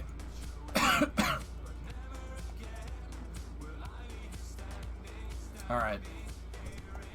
I think I know what I need to do, but I don't know if I have the strength to do it. Alright. I'm going to save this one and I'm going to go to prototype 4.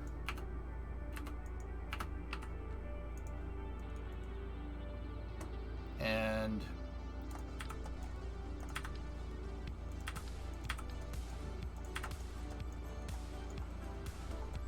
this way we'll use wing tessellation. We'll see how the game picks up on it. Normally the game doesn't really like this, but we'll see.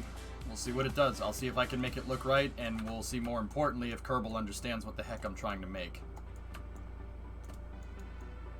I reference the real shuttle quite a bit. I gotcha. 85, 80, 75, 70. 85, 80, 75, 70. Ugh.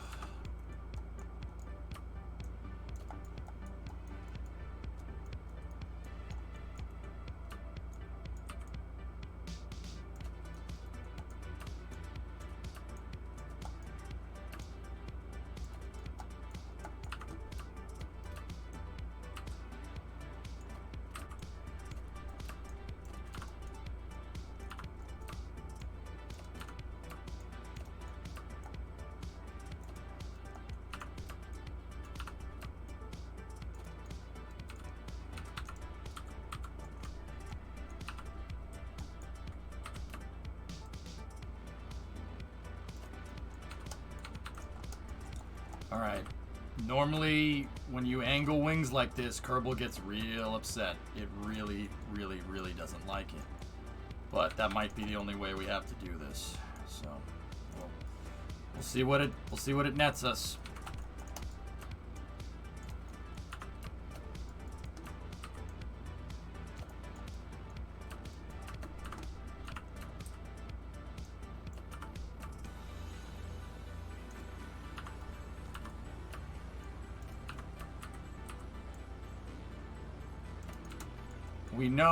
I know that this thing is not going to particularly like this too much, but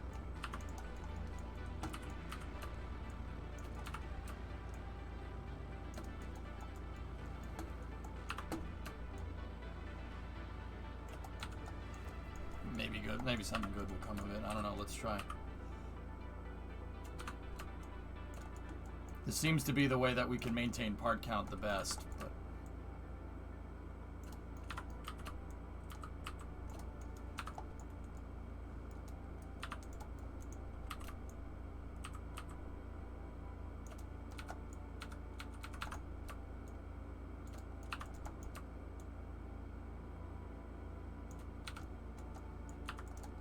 I don't think Kerbal's arrow was ever designed to pick up on something crazy like this, but we'll see. But then again, we did kind of say the same thing about the K90, didn't we? And that flew. Definitely a weird build, but it did fly.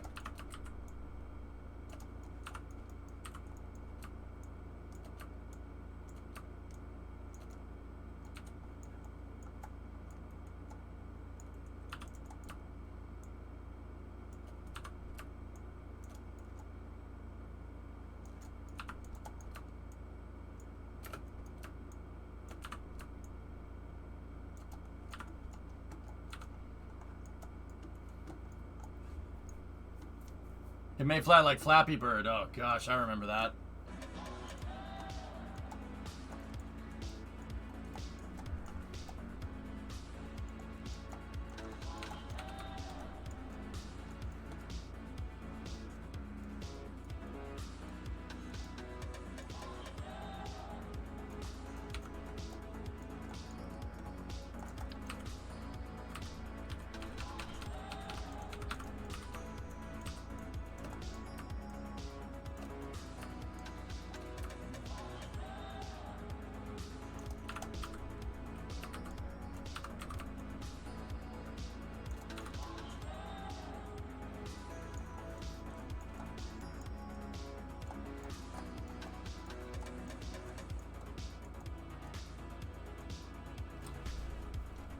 I could do this for even less parts with the strake wings. I'll make the same thing here. So this is a build strategy or build technique that I call wing tessellation. You basically use triangles here. And the way you use the triangles is a way to make complex geometric shapes. In the same way that a 3D mesh, the term comes from 3D modeling.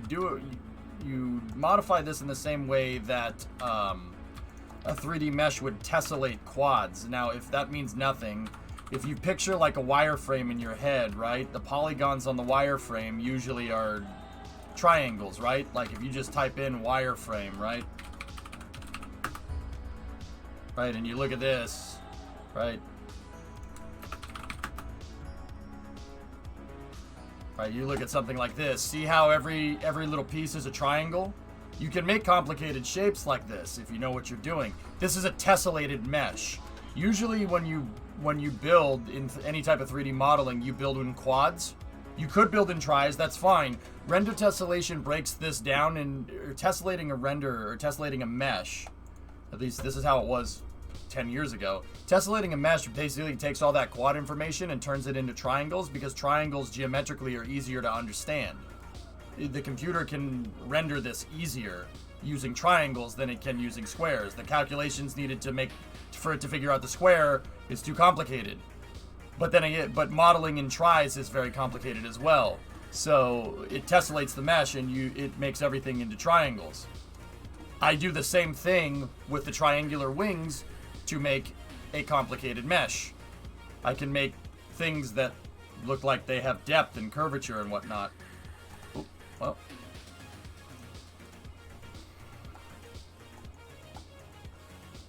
The VOD channel is at 154 subs. Nice.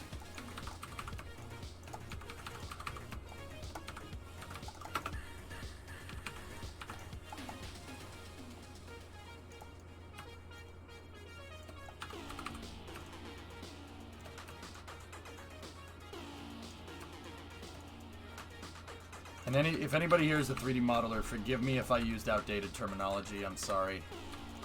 I haven't really worked with anything in 3D in a very long time.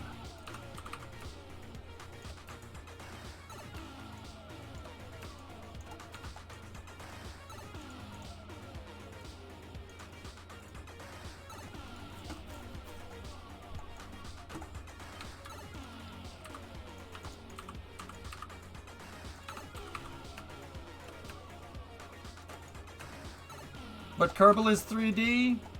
Kappa?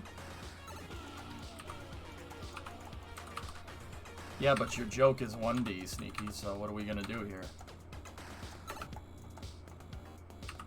One-dimensional, i.e. no taste. You should be ashamed!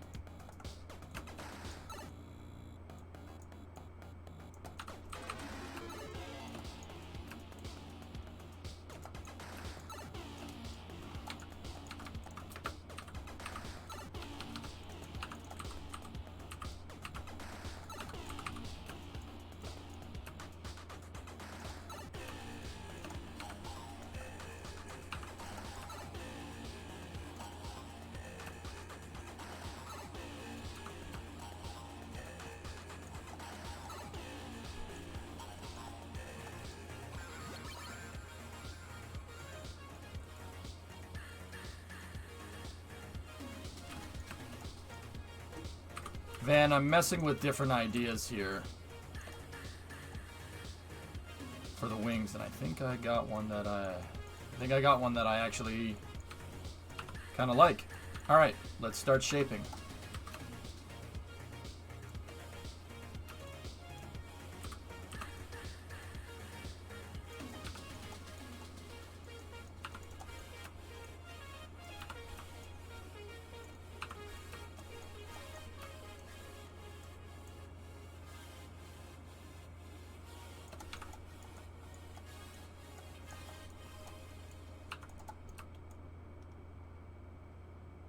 I'm just worried about making this all out of wings, dudes. That could backfire in my face. This thing could fly really badly if I'm not careful.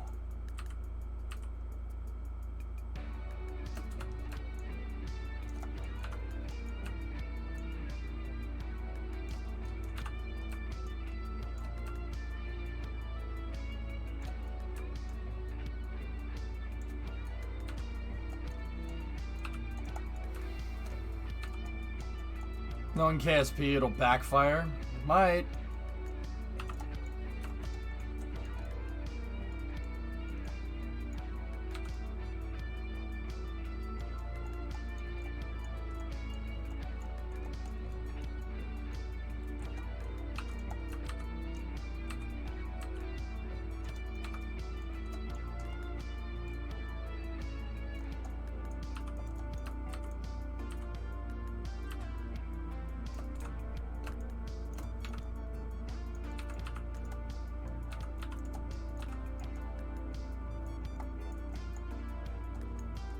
You could use the white triangle panels. I already messed with the panels, Yarg. If the wings don't work, I'm going to use them. I have another prototype file here. It's prototype 2? Oh no, prototype 2 is the entire small triangle panel. And then I was like, oh, try bigger. That's not what I clicked on. I mean, it is, but it also isn't. This one will work. And I could substitute out wings and stuff. I do like this one. I mean, I just didn't like how it bridged back here. I want this to be one fluid shape, and I'm not happy with that. And don't get me wrong, I could just change this. I kind of put this on hold, and before I pull the trigger on building it in one certain pattern in one certain way over another, I want to be sure that that's what I want.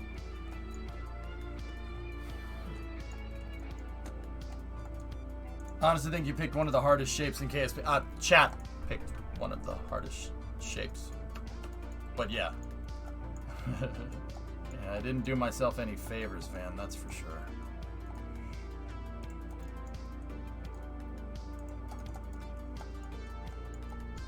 I wanted to just make rockets, man.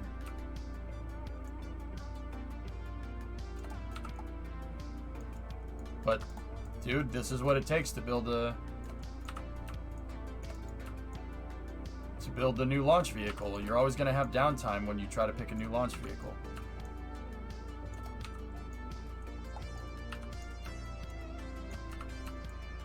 And I'm not trying to hold that over chat's head or anything. Like, oh my god, you guys did this. If I do, I'm just giving you crap. I just don't want Dart to happen again. I don't want to kill another Kerbal. So I'm gonna sit here and I'm gonna take my time and we're gonna do it right instead of pushing Dart into production, which is basically what we did.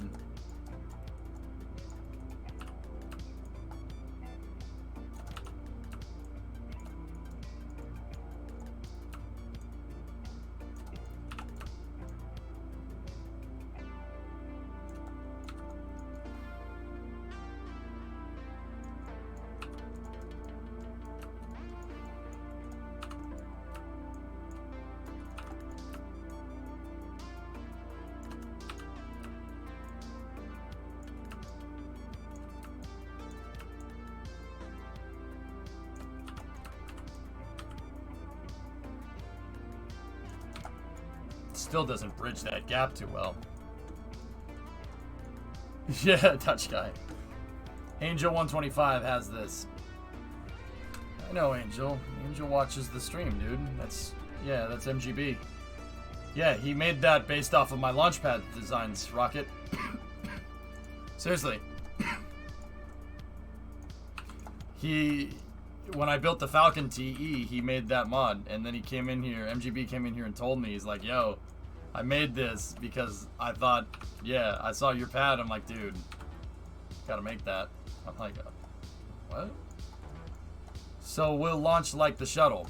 Yeah, vertical. That's right, you got it. Vertical takeoff, horizontal landing. The X-33 is basically, if you took the space shuttle and the external tank and you combined them into one thing and then launched that, that's what the X-33 is.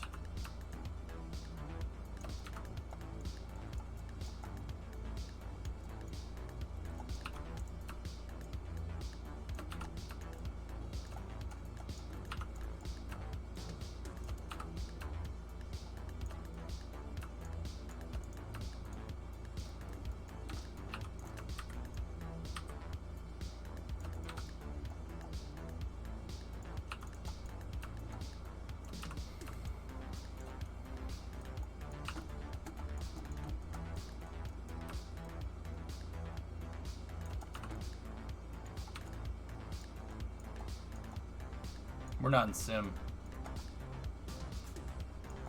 Damn it. I'm pretty sure, Dish, yeah. Let's...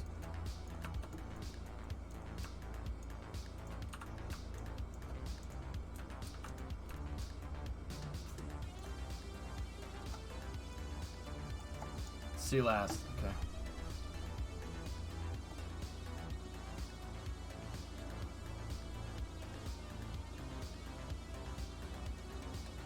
Is this test flying today? This is development, guys. I don't know. Depends on how much I get done, dudes.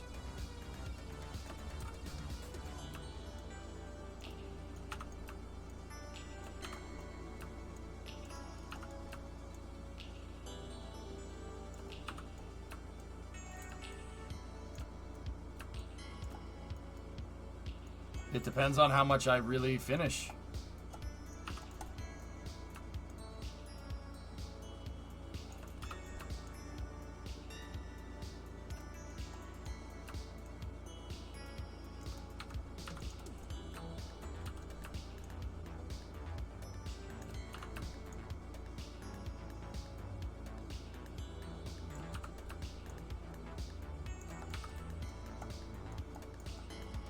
Trying to make this not look like poop.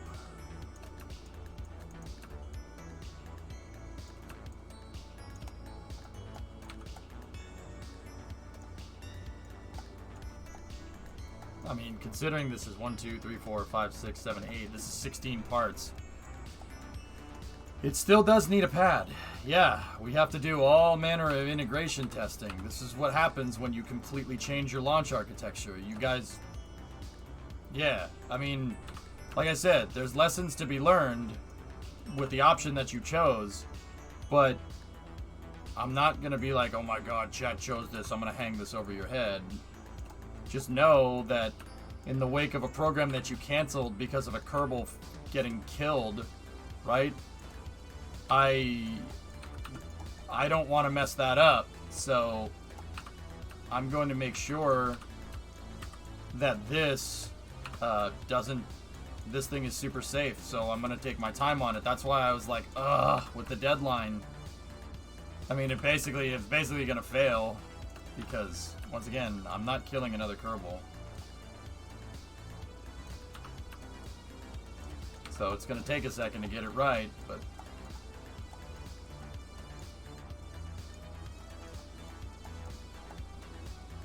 And once again, it's not, you guys... That's what chat voted, and it was a very narrow margin, so that's why I'm not going to hang it over your heads, dudes. And I should have made that poll longer, to be honest. I really should have. That poll should have been 24 hours for such a heavy architectural change.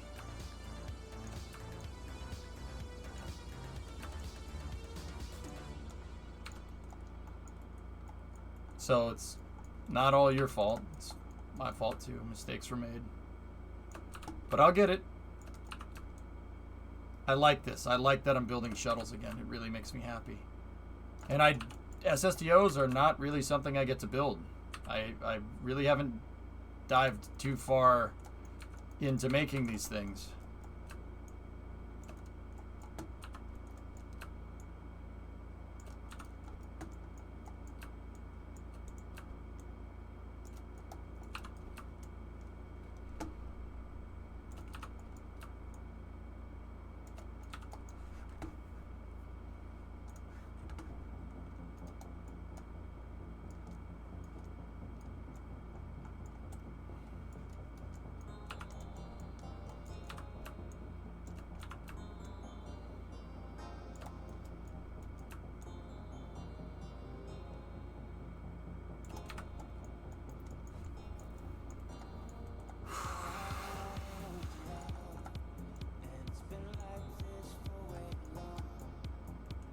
Yeah, there you go, G-Bum.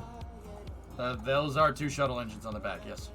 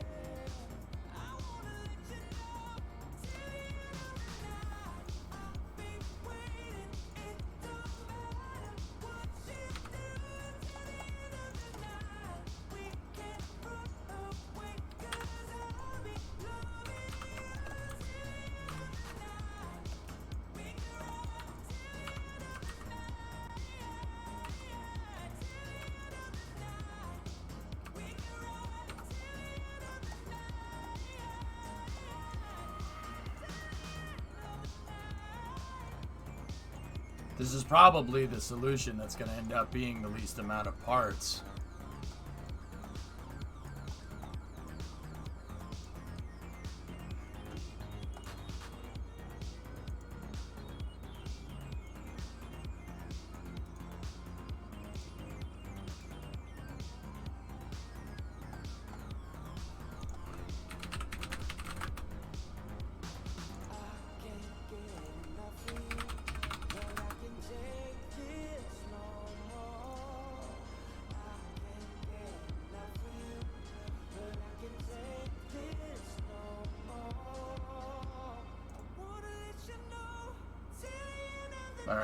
Alright, give me 1 second, guys. I gotta check something. That center lift, it's in certain parts being out in front is no good.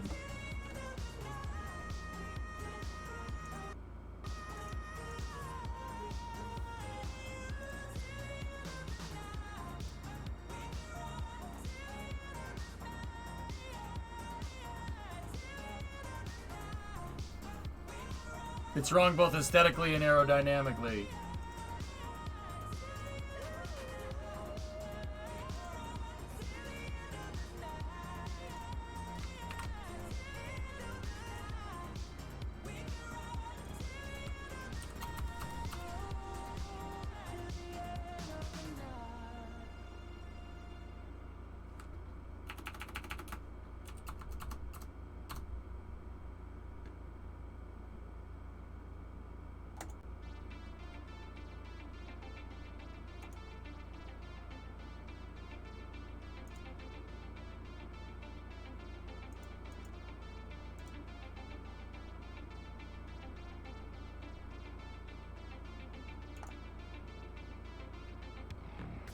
I'm so glad that KSP2 will finally implement a center of drag component in the editor. Me too. The difference in part number is significant. Yeah.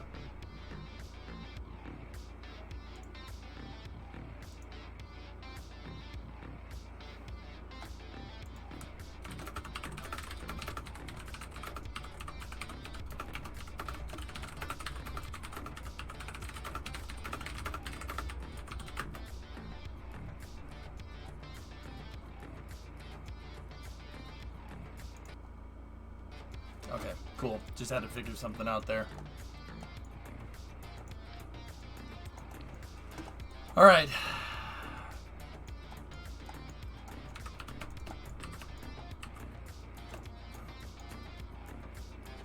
Oh gosh, see? That's no good.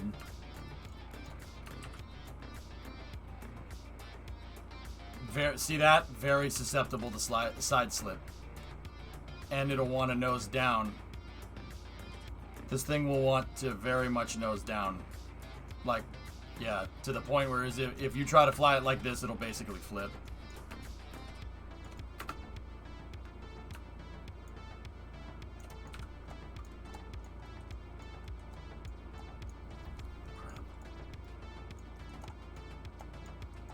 Yeah, Rocket, it's it's tough, dude. This way is the least parts, but this is gonna handle the worst. Prototype 3 using the bigger triangles is probably gonna get us the best handling.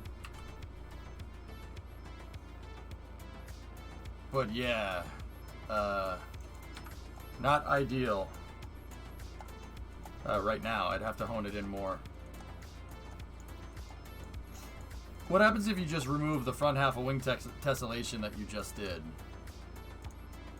What do you mean?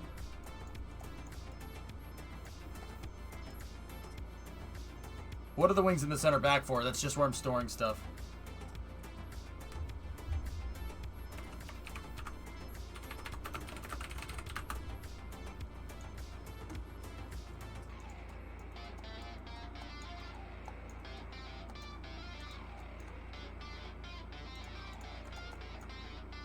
What are you saying? Get rid of these?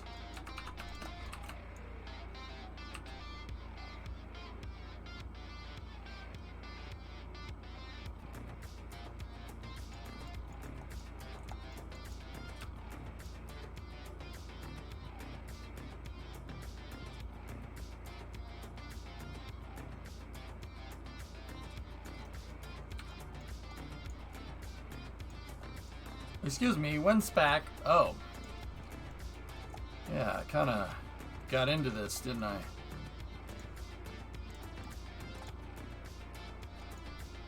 Oh, no. I didn't save that. Crap. Well, so much for that work. You guys want me to combine panels with wing?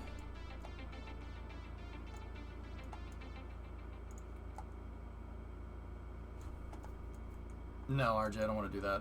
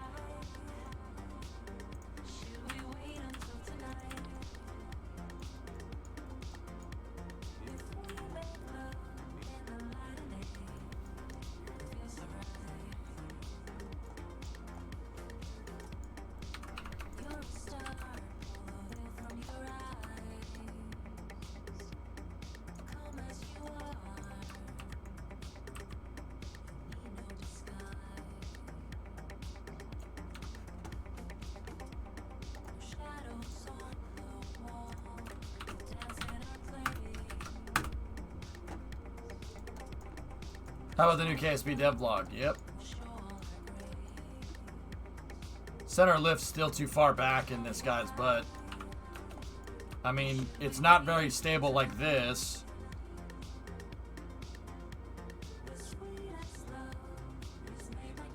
If we do that, it's going to want to nose down. But if we keep this thing up,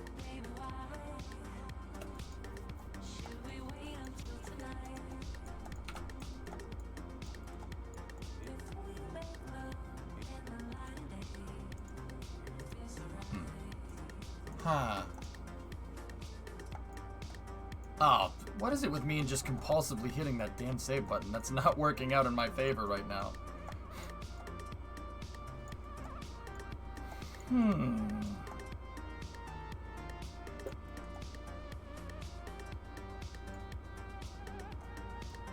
I don't want to put servos on at RJ, they'll just drift. That's no good. I need shuttle control surfaces. I need the big shuttle control surfaces here with a wing. I mean, but then again, I don't know. Maybe we could servo it in some way that would make it so it wouldn't do that. It wouldn't drift out.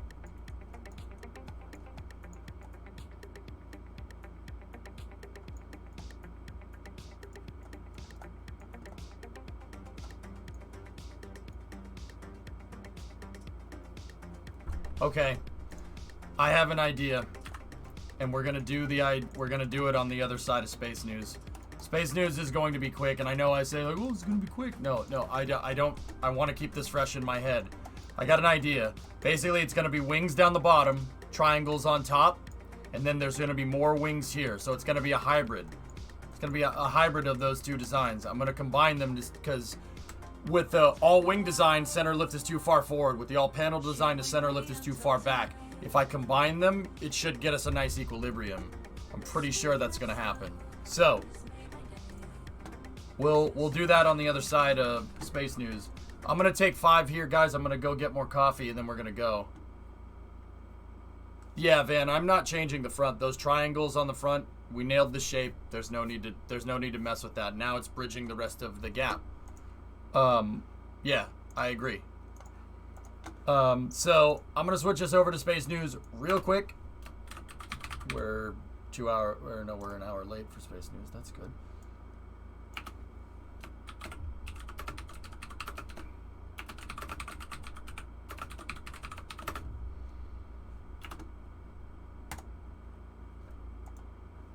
Should make a separate save. Yeah.